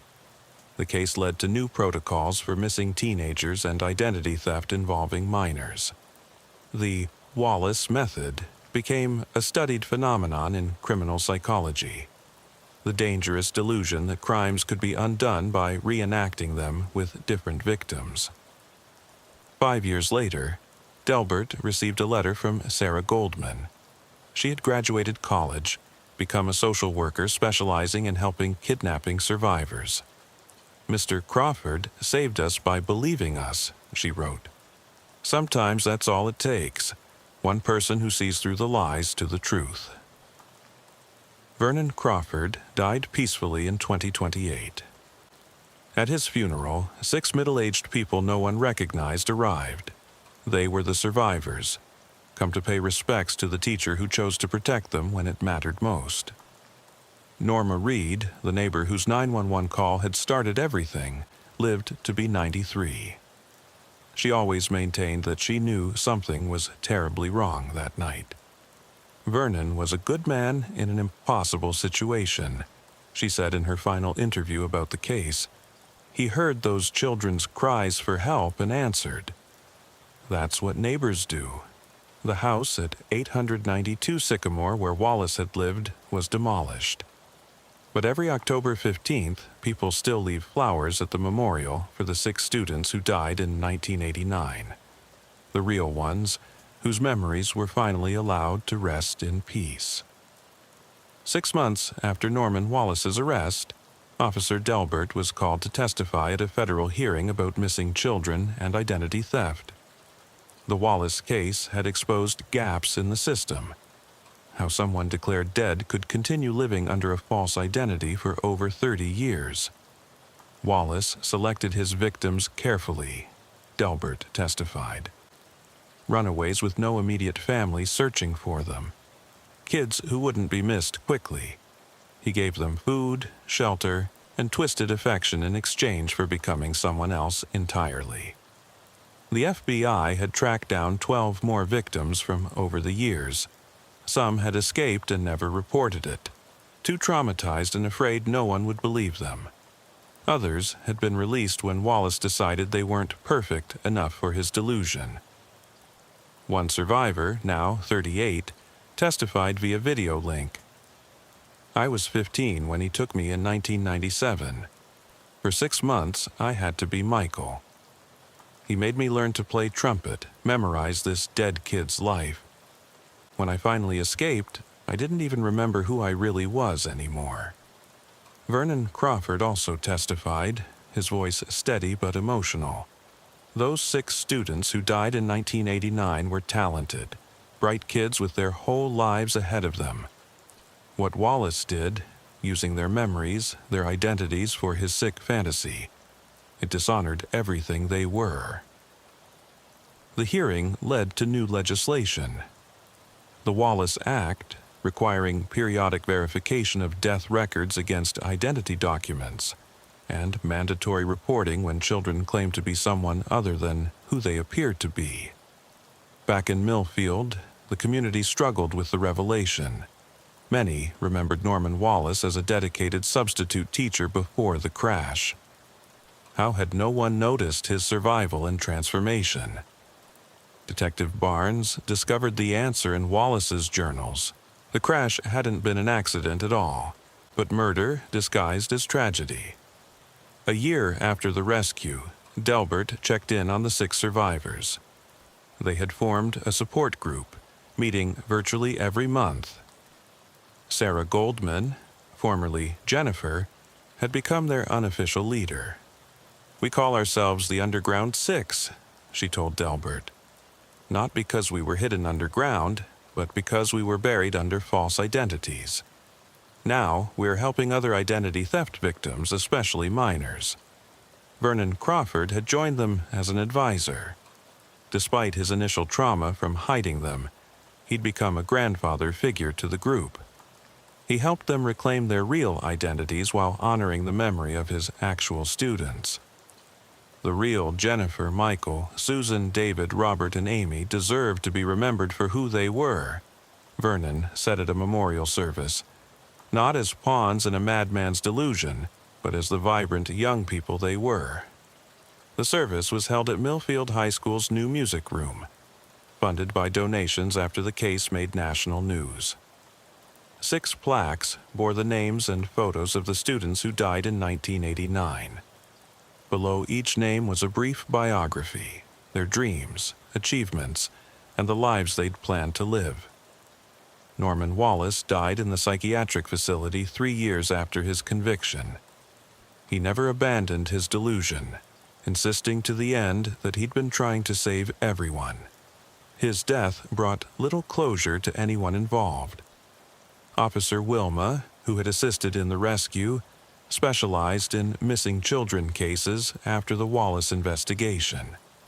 She developed new interview techniques for victims of long-term identity theft. These kids were programmed to lie about who they were, she explained at a training seminar. We had to learn to see past the rehearsed responses to find the real child underneath. 5 years later, a memorial garden was planted where Wallace's house had stood. 6 trees for the students who died in 1989. 6 benches for the survivors who were rescued. A plaque read, "In memory of those lost and in honor of those saved." May their true names never be forgotten. Norma Reed, whose 911 call had saved 6 lives, was honored by the city, but she remained humble about her role. "I just knew something was wrong," she said. "Vernon's a good man, but those sounds coming from his house that night, no good man makes sounds like that alone." I had to call. The 911 recording of her call became part of police training, an example of how concerned citizens could help identify crimes in progress. "My name is Norma Reed. I live at 447 Oak Street. Something terrible is happening next door." That call, Delbert knew, had been the first domino. Without it, 6 teenagers might have been driven to their deaths in a delusional reenactment of a 30-year-old tragedy. 10 years after the rescue, Delbert retired from the force. At his retirement party, 6 guests surprised him, the survivors, now in their late 20s and early 30s.